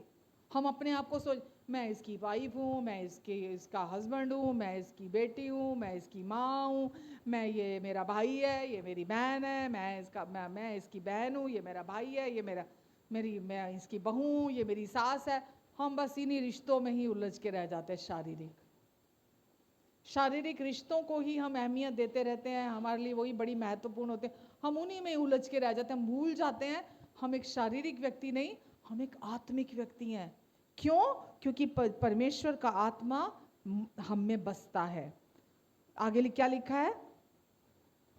परंतु जबकि परमेश्वर का आत्मा तुम में बसता है तो तुम शारीरिक दशा में नहीं हो। अब शारीरिक दशा में नहीं हो अब आप, इसलिए अपने आप को शारीरिक मत समझो, परंतु अब कौन सी दशा में हो? आत्मिक दशा में हो। अब आप एक स्पिरिचुअल बीइंग हो, आत्मिक जन हो। अब आप, यदि किसी में मसीह का आत्मा नहीं तो वो उसका जन नहीं। जिसके अंदर मसीह का आत्मा नहीं है वो उसका जन नहीं है। तो सबसे पहले एक व्यक्ति को डेस्परेट किसके लिए होना चाहिए? अगर उसको एक आत्मिक जीवन जीना है, क्या मैं सफेद लंबा चोगा पहन के, है ना, कुछ विशेष वेशभूषा जो भी पहननी है, ज्वेलरी पहन के या कुछ ऐसा पहन के, मतलब बाहरी तौर पर मैं दुनिया को धोखा दे सकती हूँ? मैं दुनिया को धोखा दे सकती हूँ, मैं आत्मिक नहीं, वो चीज़ मुझे आत्मिक नहीं बना सकती। हम बहुत जल्दी पैर पड़ने लगते हैं, हाथ जोड़ने लगते हैं, ऐसे लोगों के पीछे जाने लगते हैं, हमें लगता है बहुत आत्मिक है, बहुत जल्दी। बार बार मैं आपको एक बात बोलती हूँ, आप और मैं जो यहाँ पुलपिट पे खड़ी हूँ, आप ये देखने वाला मुझे कह सकता है ये छोटी चर्च की पास्टर है, बड़े चर्च का पास्टर ज़्यादा आत्मिक है। कोई मुझे बाहरी तौर पे जज कर सकता है, बोल सकता है, बड़ा पास्टर देखते ही ओहो, बॉडी लैंग्वेज चेंज, हरकतें चेंज, ये तो बहुत बड़ी चर्च के बहुत बड़े पास्टर हैं जी, है ना, हमारी पास्टर तो छोटी पास्टर है ना, छोटी पास्टर कम आत्मिक होंगी क्योंकि कम लोग हैं ना इसके बाद। ये बड़े पास्टर आने वाले हैं, वो बहुत बड़ा हो क्योंकि बड़ा पास्टर है, उनके पास 20,000 लोग हैं, ज़्यादा आत्मिक होंगे। हम सब एक जैसे आत्मिक हैं, हम सब ने परमेश्वर के आत्मा में से पाया है। हम में से कोई भी शारीरिक दशा में नहीं है, हम सब आत्मिक हैं, स्पिरिचुअल हैं हम। कोई भी किसी से ज़्यादा बढ़कर, सिर्फ फोकस का फर्क है, कौन शरीर को फोकस कर रहा है, कौन आत्मा को फोकस कर रहा है, केवल फर्क इतना है। जितना आप आत्मा को फोकस करेंगे, जीसस को फोकस करेंगे, उतना आपकी लाइफ इजी होती चली जाएगी, उतना आप रेस्टफुल लाइफ जियोगे, स्ट्रगल कोई नहीं आएगा आपकी लाइफ में, शैतान भी कम इंटरेस्टेड होएगा आपकी लाइफ में, वो भी लीस्ट इंटरेस्टेड होएगा आपकी लाइफ में, क्योंकि उसको पता है यहाँ सर खपाना पड़ेगा मेरे को, ये नहीं समझने वाली, ये नहीं सुनने वाली, मेरा मत्था क्या बोलते हैं, नर्वस ब्रेकडाउन, ये मेरा करेगी, ये मेरा करेगा नर्वस ब्रेकडाउन, इसने नहीं मेरी सुननी। वो किसके पास आता है? जो केवल शरीर में होके चलता है, जो अपने आप को आत्मा ग्रहण करने के बाद भी अपने आप को आज भी शारीरिक समझता है, वो उसके पास आता है, क्योंकि उसके लिए बहुत आसान है ना उसको भरमाना। एक जरा सी कुछ भी छेड़ा, छुई मुई का पौधा होता है ना, टच किया बंद हो जाता है, वो टच करते ही बंद, वो छुई मुई का पौधा। तो उसको पता है यहाँ मुझे बहुत मेहनत नहीं करनी पड़ेगी। बाइबल हमें बोल रही है, सुन लो, समझ लो कि तुम एक आत्मिक व्यक्ति हो, आत्मिक दशा में हो, तुम शारीरिक दशा में नहीं हो अब, क्योंकि तुम्हारे अंदर परमेश्वर का आत्मा बसता है। अपने आप को शारीरिक मत समझो, वरन आत्मिक व्यक्ति समझो अपने आप को। आमेन। रोमियो 8:14।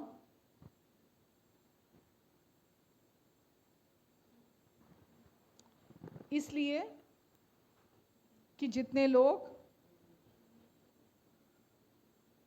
परमेश्वर के आत्मा के चलाए चलते हैं, वो कौन है? लास्ट वीक भी हमने देखा था ना, सृष्टि बड़ी आशा, बड़ी दृष्टि से परमेश्वर के पुत्रों की बाट, प्रकट होने की बाट जो रही है। क्या लिखा है यहाँ पे? जितने लोग परमेश्वर के आत्मा के चलाए चलते हैं, वो कौन है? कॉन्शियस है ना, वो जीसस कॉन्शियस है, वो गॉड कॉन्शियस है, वो परमेश्वर के प्रति जागरूक है, उनका सारा फोकस परमेश्वर पे है, अपने ऊपर नहीं है। ऐसा नहीं कि दूसरे परमेश्वर के पुत्र नहीं है, बट वो कॉन्शियस नहीं है, वो भी परमेश्वर के, वो शारीरिक अपने आप को अभी भी कौन समझ रहे हैं? शारीरिक समझ रहे हैं। वो अपनी तुलना दूसरों के साथ कर रहे हैं। तुलना दूसरों से करने से कभी कोई खुश नहीं रह सकता। जलन, कुड़न, अंदर गंदे गंदे नेगेटिव थॉट्स वही आएंगे अंदर। जब आप सेल्फ कॉन्शियस होते हो तभी तो कंपैरिजन करते हो ना दूसरों से अपना। अगर कोई व्यक्ति सेल्फ कॉन्शियस है तभी वो दूसरों के साथ अपना कंपैरिजन करेगा, और जब वो दूसरों के साथ अपना कंपैरिजन करेगा तो जलन, कुड़न, मतलब गंदे इमोशंस उसके अंदर बने रहेंगे, जो कि परमेश्वर नहीं चाहा। वो व्यक्ति भूल जाता है कि मैं कौन हूँ, भूल जाता है कि मैं अब एक आत्मिक जन हूँ, भूल जाता है कि परमेश्वर का आत्मा मेरे अंदर रहता है, वो भूल जाता है कि मैं किसी से कम नहीं हूँ। अब परमेश्वर इंसान जो है वो देख के न्याय करता है, वो बाहरी कि कौन व्यक्ति कैसा है। एक गरीब आदमी आता है तो उसको कोई पूछना नहीं चाहेगा, लेकिन एक अमीर आता है तो सब उसके साथ लगना चाहेंगे, सब उससे दोस्ती करना चाहेंगे, सब उसके साथ बैठना चाहेंगे। ऐसे ही होता है ना दुनिया में, देखे देखे को ज़्यादा मानते हैं, देखे पर ज़्यादा विश्वास करते हैं। लेकिन परमेश्वर आपको और मुझे क्या कह रहे हैं, हमको देखे के पीछे नहीं जाना। हमको कौन क्या कर रहा है, जिसको जो अच्छा लग रहा है, जिसको जो समझ में आ रहा है करने दो ना। कौन सही चल रहा है, कौन गलत चल रहा है, आप चलने दो ना। It is none of your business. Bible कहती है माइंड योर ओन बिजनेस। अपने काम से काम रखो। आपको अपना ध्यान रखना है, आपको समझना है कि परमेश्वर मुझे कहते हैं कि मुझे आत्मा की अगुवाई में चलना है। तो मुझे आत्मा की लीडिंग में मैं कैसे चलूंगी, जब मैं ये विश्वास करूंगी कि मैं परमेश्वर की बेटी हूँ, मैं परमेश्वर का बेटा हूँ, जिसको वो अपने पूरे दिल से प्यार करते हैं। मुझ में वो कभी कोई कमी नहीं देखते, कोई दोष नहीं देखते। मुझे बोलते तू हर तरफ से खूबसूरत है। जो व्यक्ति इस इस कॉन्शियसनेस में चलता है वो कौन कहलाता है, परमेश्वर का बेटा। और वो आत्मा की लीडिंग में चलता है। आत्मा की लीडिंग में चलना बहुत पायस, बहुत रिलीजियस, बहुत बाहरी तौर पर काम करना नहीं है, बाहरी तौर से दिखाई देना नहीं है। क्या है आत्मिक होना? जो परमेश्वर आपके बारे में कहते हैं, परमेश्वर कौन है, आप उनकी दृष्टि में कौन है, उन्होंने आपको क्या बना दिया है, अब मसीह में आप कौन हैं, परमेश्वर ने आपको क्या अधिकार दे दिए हैं, अब आप में कोई कमी नहीं है। जब आप जो परमेश्वर ने कर दिया, जो यीशु ने कर दिया, जब आप उस पर फोकस रखते हैं तो आप एक स्पिरिचुअल लाइफ जीते हैं। क्योंकि अब आप सेल्फ कॉन्शियस, सेल्फ सेंटर्ड नहीं है, अब आप पूरी रीति से जीसस कॉन्शियस, जीसस सेंटर्ड है, गॉड कॉन्शियस, गॉड सेंटर्ड है। अब आप स्पिरिचुअल डिफरेंस समझ में आ रहा है आपको, कि आप शारीरिक होकर चलना और आत्मिक होकर चलने में क्या अंतर है। आमेन। एक शारीरिक व्यक्ति कौन है, जो शरीर के अनुसार चलता है, मतलब हर चीज को, अपने आप को भी वैसे ही जज करता है, दूसरों को भी वैसे ही जज करता रहता है। जबकि वो एक आत्मिक है, स्पिरिचुअल बीइंग है। सब कुछ नया कर दिया परमेश्वर ने। वो शुद्ध है, पवित्र है, धर्मी है यीशु के कारण, है ना। वो योग्य बना दिया गया यीशु के क्रूस के वजह से। वो आशीषित ठहरा दिया गया यीशु के क्रूस की वजह से। परमेश्वर ने उसको एक्सीलेंट बना दिया यीशु की वजह से। अपना अप्रूवल दे दिया 100% प्रभु यीशु मसीह के क्रूस पर पूरा हुए कार्य की वजह से। परमेश्वर उसके दिल में आके रहने लगे हैं यीशु की वजह से। लेकिन अगर वो व्यक्ति इन सारी चीज़ों को भुला देता है, नहीं याद रखता है, तो वो क्या कर रहा है, शरीर में चल रहा है। वो कैसे चल रहा है, फ्लैश में होके चल रहा है। वो अपने आप को भी गलत जज कर रहा है, और क्योंकि वो अपने आप को गलत जज कर रहा है तो वो दूसरे को क्या जज करेगा, गलत जज करेगा। अगर कोई अपने आप को सही जज कर, अपने आप को परमेश्वर जैसा उसको बोल रहे हैं, देख रहे हैं, अंदर बात कर रहे हैं, है ना। परमेश्वर आपसे बात करते हैं, मुझसे बात करते हैं, जब वो अंदर आ गए हैं। परमेश्वर गूंगे बहरे नहीं है। जब वो उनका आत्मा आपके अंदर आ जाता है, वो हमसे बातें करता है। और वो हम जब गलत चलते हैं, जब हम गिरते हैं, हम असफल होते हैं, हम पाप करते हैं, वो हमें इनकरेज करता है अंदर से। वो हमेशा हमें उठाते हैं अंदर से। वो बार बार हमें याद दिलाते हैं हमारी नई पहचान, हमारी नई आइडेंटिटी जो यीशु में है, कि तू अभी भी धर्मी है, तू अभी भी पवित्र है, तू अभी भी मेरी है, तुझ में कोई कमी नहीं है, तुझ में कोई दोष नहीं है। वो बार बार आपको अंदर से इनकरेज करते हैं। और जब आप उनकी आवाज़ को सुनकर वैसा ही मानने लगते हैं, अग्रीमेंट में आ जाते हैं, तो इसको क्या बोलते हैं, आत्मा में चलना, इसको क्या बोलते हैं? आत्मा में चलना। बहुत लोगों ने इसको मिस इंटरप्रेट किया है कि स्पिरिचुअली चलना किसको बोलते हैं, बहुत मिस इंटरप्रेट किया गया है। वो लोगों को बाहरी तौर पे जज करते हैं कि कितने घंटे प्रार्थना करते हो, कितने घंटे बाइबल पढ़ते हो, क्या करते हो तुम, तुम्हारी चर्च अटेंडेंस क्या है, तुम टाइट देते हो कि नहीं देते हो। वो इन चीज़ों से लोगों को जज करते हैं कि वो आत्मिक हैं या आत्मिक नहीं हैं। पर परमेश्वर का देखना मनुष्य के देखने जैसा नहीं है। परमेश्वर कहते जो जैसा मैं तुमको देखता हूँ, जो मैं तुम्हारे बारे में बोलता हूँ, जो मैं तुम्हारे बारे में सोचता हूँ, जब तुम भी वही सोचते, बोलते और देखते हो तो तुम मेरे पुत्र कहलाते हो। जब आप अपनी पहचान में चलोगे तभी तो आपके नाम कोई वसीयत हो। एक राजा ने ही वसीयत कर दिया आपके नाम, और आप उस वसीयत को ले जा के लॉकर में ठप कर दो, बंद कर दो, और आप बेचारे लाचार गंदी मानसिकता, गरीबी की मानसिकता में आप जीवन जीते चले जाओ। आपकी बॉडी लैंग्वेज क्या होएगी? कौन बोलेगा राजा का बेटा? राजा का बेटा कैसे होता है? एकदम कंधे सीधे, बैक कमर सीधी, है ना, एकदम कॉन्फिडेंट, है ना, एकदम यहाँ से फ्री, कोई डर नहीं अंदर किसी तरह का, कोई किसी बोलते हैं पीपल कॉन्शियस होना, है ना, लोगों के प्रति जागरूक होकर चलना। कोई अंदर किसी तरह किसी और चीज के प्रति कॉन्शियस है ही नहीं।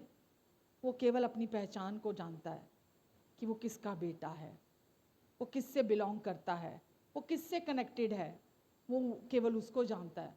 और जब वो उसको जानता है, उसकी चाल ढाल, उसका कॉन्फिडेंस, वो सब हर देखने वाले को समझ में आ जाता है कि किससे बिलोंग करता है। आपका जीवन बता देता है कि आप जीसस कॉन्शियस हो, गॉड कॉन्शियस हो, या आप सेल्फ सेंटर्ड हो, सेल्फ कॉन्शियस हो। आप कितने अच्छे हो, कितने अच्छे नहीं हो, आप क्या कर रहे हो, क्या नहीं कर रहे हो। कोई आपको तब प्यार ज़्यादा करेगा अगर आप कुछ अच्छा करोगे। आप उसी उधेड़ बुन में लगे रहते हैं कि फलाना मुझे प्यार करता कि नहीं करता, वो मुझे पसंद करता कि नहीं करता। अच्छा, मैं कुछ अच्छा स्कोर कर रहा हूँ तो लोग मुझे प्यार करेंगे, मैं कुछ अच्छा कुछ और करूँगा तो मुझे लोगों का अप्रूवल मिलेगा। इसको क्या बोलते हैं? शरीर में होके चलना। लोगों के अप्रूवल के लिए, लोगों के अटेंशन के लिए, लोग एक्नॉलेज करें, लोग प्यार करें, लोग पसंद करें। जब हम वो जीवन जीने की कोशिश करते हैं तो इसको क्या बोलते हैं? शरीर में होकर जीवन जीना, शरीर के अनुसार। जबकि हमारे पास परमेश्वर का अप्रूवल है, वो हमें प्यार करते हैं, वो हमें पसंद करते हैं। हम किसी पर अपनी आंखें नहीं लगाते हैं। आप समझ रहे हैं? आत्मा में होकर चलेंगे। एक बात बोल ही देती हूँ यहाँ पे।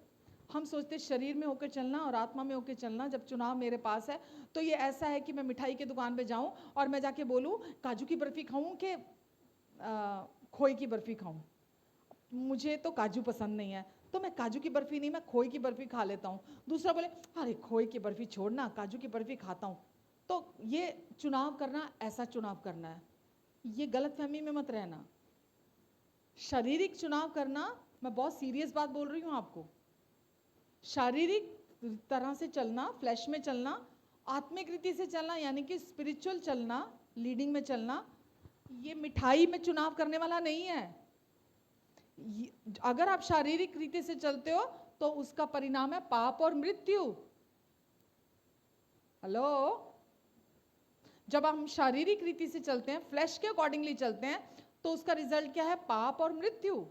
लेकिन जब आत्मा के अकॉर्डिंगली चलते हैं, स्पिरिट के अकॉर्डिंगली चलते हैं, तो उसका रिजल्ट क्या है? जीवन और शांति। जीवन और शांति। तो क्या चुनेंगे हम? कोई बेवकूफी होगा जो सुनेगा फ्लैश के अकॉर्डिंगली जाना। तो हम जब फ्लैश में चलने की कोशिश करते हैं तो दुष्ट को पता है कि अब मेरा सामान तैयार हो गया। सारी अशांति, सारा गुस्सा, कला, क्लेश, कुड़न, जलन, वो सब सामान आप एक छोटा सा रखो अपने अंदर, वो सारा सामान आपके पीछे पीछे लेके आता है वो। और क्या होता है? सारा, वचन में लिखा है, सारी बुराइयां उसके पीछे आने लग जाती हैं। जहां ये सब होता है, मन में विरोध और सब कुछ। आमेन। एक और निकालो, रोमियो 7:5। आज तो सारी वर्सेस हैं। लास्ट वीक कुछ किसी ने मुझे यूट्यूब में कमेंट किया था कि सिस्टर जी प्लीज़ सारी आयतें साथ में बता दिया करो। तो फ्लो में कभी कभी नहीं मालूम चलता कि आपको बतानी है, और टाइम की कमी की वजह से भी होता है कि मैं जल्दी से निकल के चली जाती हूँ। तो चलो, जब ये नहीं मैं कहती कि फ्यूचर में नहीं होगा, हाँ फ्यूचर में भी हो सकता है, अभी भी हो सकता है कि मैं वर्स ना भी बता पाऊँ, बट मेरी इंटेंशन ये है कि आपकी अंडरस्टैंडिंग में चला जाए। रोमन्स 7:5, क्योंकि जब हम शारीरिक थे तो पापों की अभिलाषाएं जो व्यवस्था के द्वारा थी, मृत्यु का फल उत्पन्न करने के लिए हमारे अंगों में काम करती थी। शरीर में चलना मतलब शरीर की अभिलाषाओं में चलना। अभिलाषा मतलब फ्लैशली डिजायर्स जो होती हैं। शैतान टेम्प्ट करता है किसी को, कहाँ करता है? शरीर में ही करता है। किस लिए करता है? ताकि उसका फ्रूट क्या आए? मृत्यु। उसका फ्रूट क्या आए? मृत्यु आए उसका फ्रूट।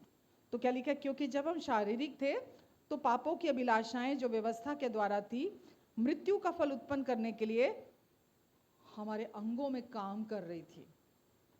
और जब हम सेल्फ सेंटर्ड होकर, सेल्फ फोकस्ड होकर, है ना, अपने ऊपर सारा ध्यान रखते हैं, तो हम क्या करते हैं? हम उस अपने आप को उस कर्ज के नीचे ले आते हैं, और वही चीज़ें मृत्यु का फल उत्पन्न करने के लिए हमारे अंगों में काम करने लगती हैं।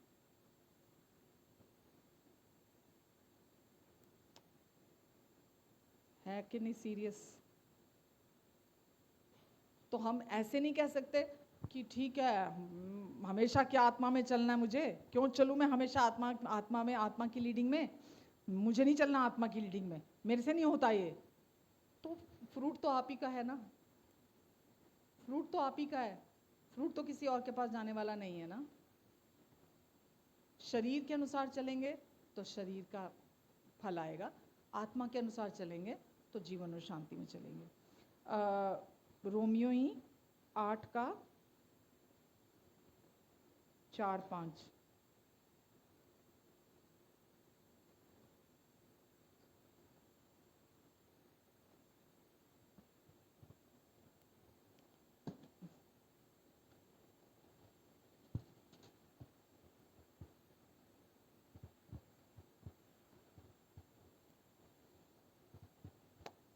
लिखा है रोमन्स 8:4-5, इसलिए कि व्यवस्था की विधि हम में जो शरीर के अनुसार नहीं वरन आत्मा के अनुसार चलते हैं पूरी की जाए।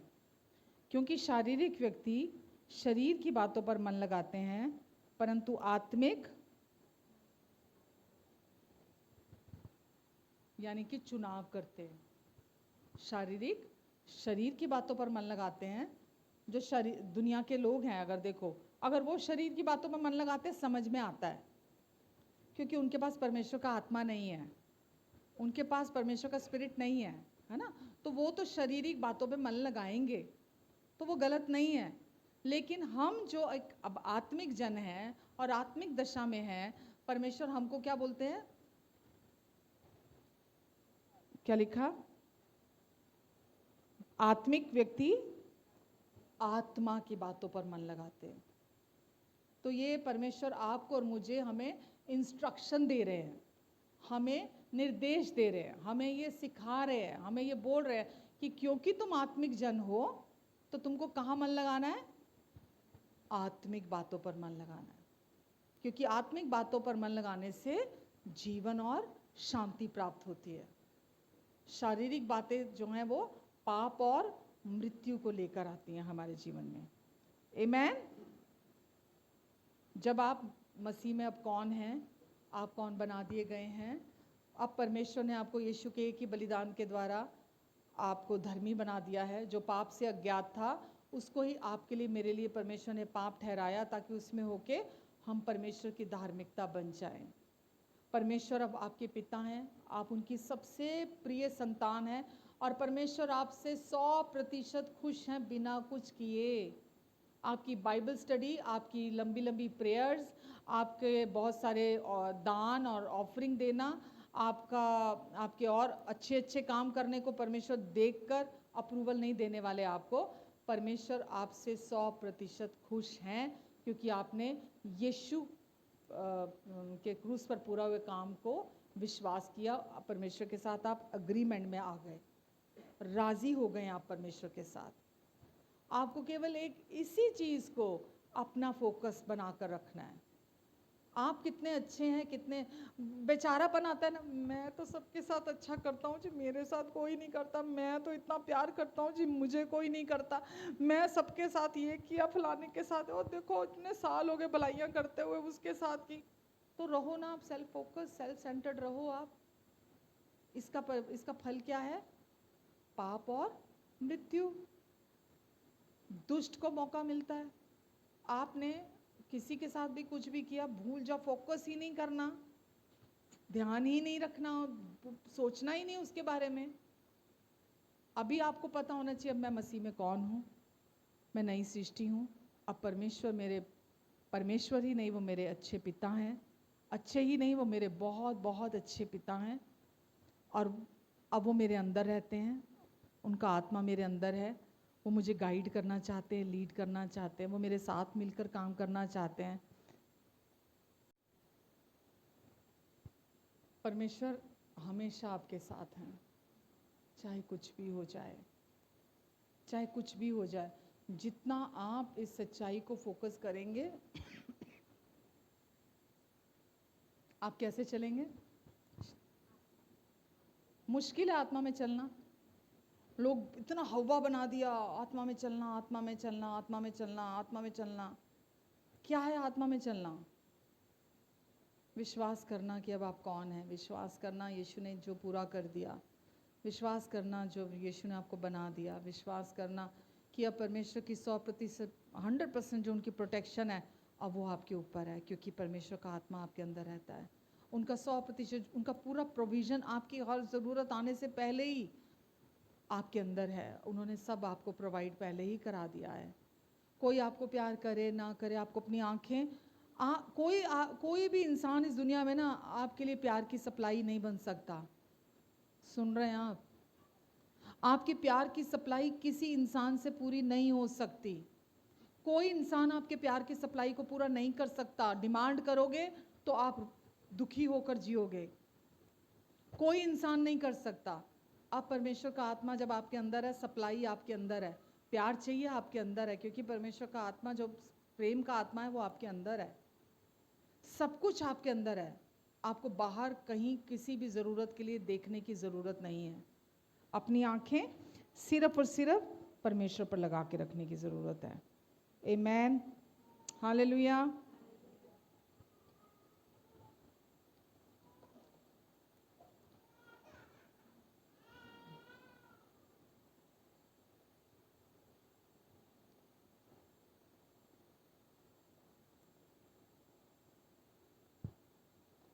यहीं रुको आज।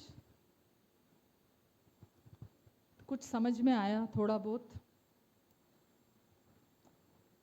कब चलना है आत्मा में? हाँ, हर समय। हर समय जब पति से झगड़ा हो जाए,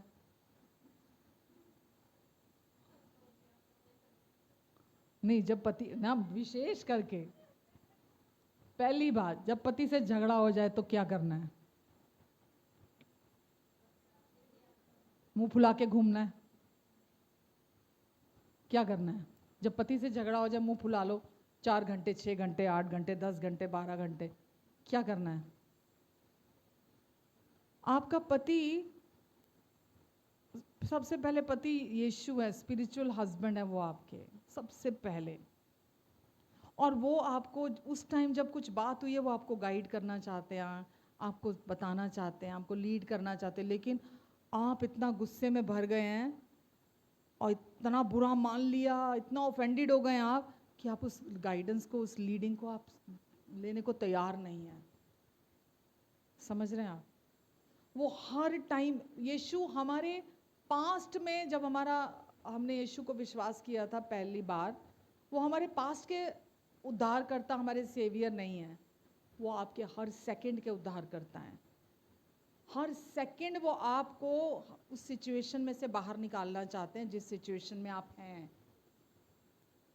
हर टाइम वो आपको बताने के लिए, आपने अभी पढ़ा ना 1 कुरिन्थियन 2 में, कि शारीरिक व्यक्ति परमेश्वर की बातों में से ग्रहण नहीं कर सकता, लेकिन आत्मिक व्यक्ति परमेश्वर की बातों में से, वरन परमेश्वर की गूढ़ी बातों में से, गूढ़ बातें जो हैं, परमेश्वर की गहरी बातें जो हैं, उनमें से भी ग्रहण कर सकता है। तो परमेश्वर हर टाइम आपको और मुझे गाइड करना चाहते हैं, लीड करना चाहते हैं। ये लड़ाइयाँ, झगड़े रगड़े, एक वर्ष और पढ़ा दूँ, ये लड़ाई झगड़े रगड़े में पढ़ लो। अभी मैं बोलने वाली थी, कितने गया,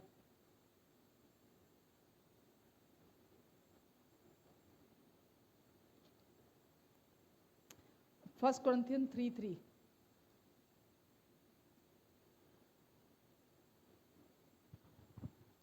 फर्स्ट कुरिन्थियन, पहला कुरिन्थियन 3:3। बाकी अगले हफ्ते देखेंगे फिर। एक वैसे जूड 1:19 भी है, यहूदा 1:19 भी। पहले इसको पढ़ दूं। ये शारीरिक की डेफिनेशन है,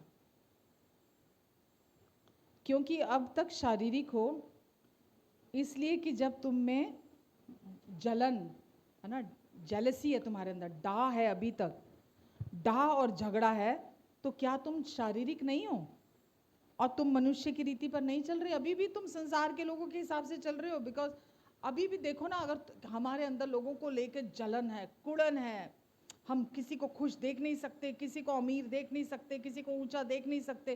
कोई तरक्की करे तो हम पागल हो जाते देख के कि कोई तरक्की कैसे कर गया। अभी भी, क्योंकि अभी भी शारीरिक दशा में चल रहा है इंसान ना, अभी भी अपने आप को शारीरिक ही समझ रहा है वो। तो लिखा है कि तुम अभी भी शारीरिक, आत्मा में नया जन्म हो गया, प्रभु के साथ एक आत्मा हो गए, परमेश्वर ने आपको अपना घर बना लिया हमेशा के लिए। अभी भी तुम, क्योंकि तुम्हारे अंदर अभी भी जलन, कुड़न, कंपैरिजन, दूसरों को देखकर गुस्सा चढ़ता अगर कोई तरक्की करता है तो, बुरा लगता अगर कोई तरक्की कर रहा है तो वचन कह रहा है क्या तुम शारीरिक रीति से नहीं चल रहे हो? अभी भी शारीरिक हो ना? क्या तुम मनुष्यों की रीति पे नहीं चलते? अभी भी चलते हो तुम मनुष्यों की रीति पर, क्योंकि संसार के लोग यही करते हैं। कोई खुश नहीं होता किसी को देखकर, किसी को पसंद नहीं है कोई तरक्की करे, कोई बढ़े, कोई पसंद नहीं करता इस बात को। लेकिन जो गॉड कॉन्शियस, जीसस कॉन्शियस व्यक्ति है, वो आत्मा के अनुसार चलता है। वो कभी भी किसी से कोई कंपैरिजन नहीं रखता, कुड़न, जलन, अंदर से कोई झगड़ा, कोई लड़ाइयाँ, उसको किसी इन चीज़ों में इंटरेस्ट नहीं होता। उसको, वो उनसे बचता है, उसको कुछ लेना देना नहीं इन चीज़ों से। एक यहूदा 1:19 में लिखा है, ये लोग मतलब संसारिक लोग, ये वो हैं जो लोगों में फूट डालते हैं, ये शारीरिक लोग हैं जिनमें आत्मा नहीं है, जिनमें आत्मा नहीं है, शारीरिक लोग हैं। ठीक है? तो मतलब शारीरिक व्यक्ति, संसारिक व्यक्ति शरीर की ही बातों में ही उलझा रहता है, लेकिन आत्मिक व्यक्ति आत्मा की बातों पर मन को लगाता है। आपके लिए आत्मा की बातें कौन सी हैं? जो परमेश्वर आपके बारे में बोलते हैं, जो वो आपको देखते हैं, जो वो आपके बारे में सोचते हैं, राय रखते हैं। जब आप अपने लिए सही सुनेंगे, देखेंगे, बोलेंगे, तो आप दूसरों को भी वैसा ही देखेंगे, क्योंकि आप अभी तक अपने आप को वैसा नहीं देखते, सोचते और बोलते जैसा परमेश्वर आपके बारे में देखते, सोचते, बोलते हैं। इसीलिए आप दूसरों को भी गलत देखते हैं। तो पहले खुद को सही देखना शुरू करते हैं हम, आत्मा की लीडिंग में तभी चलते हैं हम, और फिर हम दूसरों को भी वैसा ही देखने लगते हैं। आप आत्मा की अगुवाई में, गिल्ट में, कंडमनेशन में, है ना, चिंता में, डर में अगर आप चल रहे हैं, आप आत्मा की लीडिंग में नहीं चल रहे हैं। हेलो? अगर आप चिंता में हैं, दोष में हैं, गिल्ट में हैं, अपने आप को हर टाइम कंडेम कर रहे हैं, तो इसका क्या मतलब है? आप आत्मा की अगुवाई में, आप कितना बाइबल पढ़ रहे हैं, आप कितना भी प्रार्थना कर रहे हैं, आप आत्मा की लीडिंग में नहीं चल रहे। समझ रहे हैं आप? आपकी बाइबल पढ़ना बेकार है, आपका प्रार्थना करना बेकार है, अगर डर, दोष, चिंता डोमिनेट कर रहे हैं। लेकिन अगर आप नहीं भी पढ़ रहे, लेकिन आप हर टाइम गॉड कॉन्शियस हैं, जीसस कॉन्शियस हैं, हमेशा आपके अंदर ताज़ा है जो यीशु ने काम क्रूस पर पूरा कर दिया, तो आप आत्मा की लीडिंग में चल रहे हैं। आमेन, आमेन, हालेलुया। तो यहीं रुकती हूँ। तो क्या सीखा? शरीर पर मन लगाना, मैं नहीं कह रही, बाइबल कह रही है। शरीर को फोकस रखेंगे अगर आप अपने या बाहरी चीज़ों को, तो वो पाप और मृत्यु को लेकर आएगा। लेकिन अगर आप आत्मा को फोकस करेंगे तो हमेशा जीवन और शांति में चलेंगे। आप फ्लरिश करेंगे, फूलेंगे, फलेंगे, ब्लेस्ड होएंगे, मल्टीप्लाई होएंगे। दुनिया देख के जले तो जले, आपको परवाह नहीं कौन क्या सोच रहा है, कौन क्या बोल रहा है, कौन के किसी के कोई आपके लिए क्या ओपिनियन रख रहा है, आपको कोई मतलब नहीं होगा। आप अपने पिता के बिजनेस में हैं। आमेन। आप आत्मिक रीति से जीवन जी रहे हैं। समझ में आ रहा? आत्मिक रीति से जीवन जीना क्या होता है? क्या होता है आत्मिक रीति से जीवन जीना? शारीरिक रीति से जीना। और क्लियर है?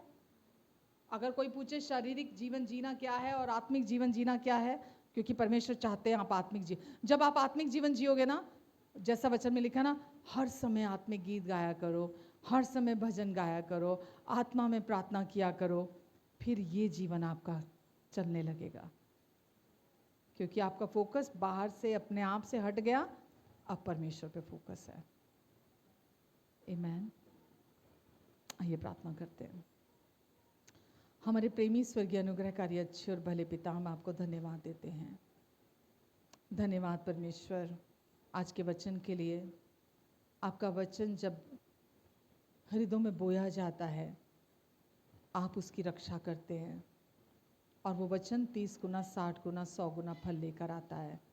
और प्रभु, मैं पूरी चर्च के लिए और हर सुनने वाले के लिए विश्वास करती हूँ कि आज का ये वचन इनके जीवन में 30 गुना, 60 गुना, 100 गुना फल लेकर आएगा।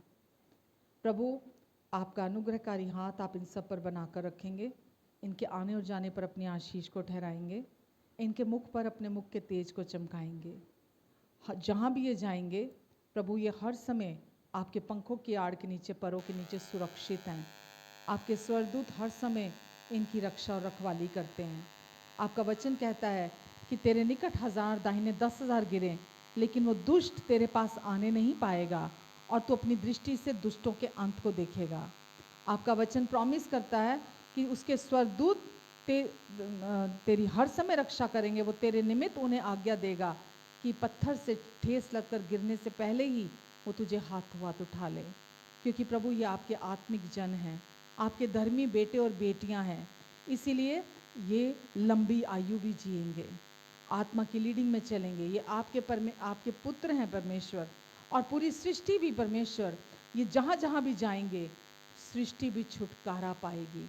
जो करा रही है वो छुटकारा पाएगी, वो आज़ादी पाएगी प्रभु, क्योंकि आपने इन्हें वहाँ रखा है ताकि प्रभु इनके द्वारा आपका आत्मा काम कर सके। धन्यवाद परमेश्वर, इनकी सारी ज़रूरतों को आप अपने अनुग्रह से पूरा करेंगे। आपके अनुग्रह से इनके पास हर समय सब कुछ की बहुतायत रहेगी, यहाँ तक कि भलाई करने के लिए भी इनके पास हमेशा बहुत रहेगा।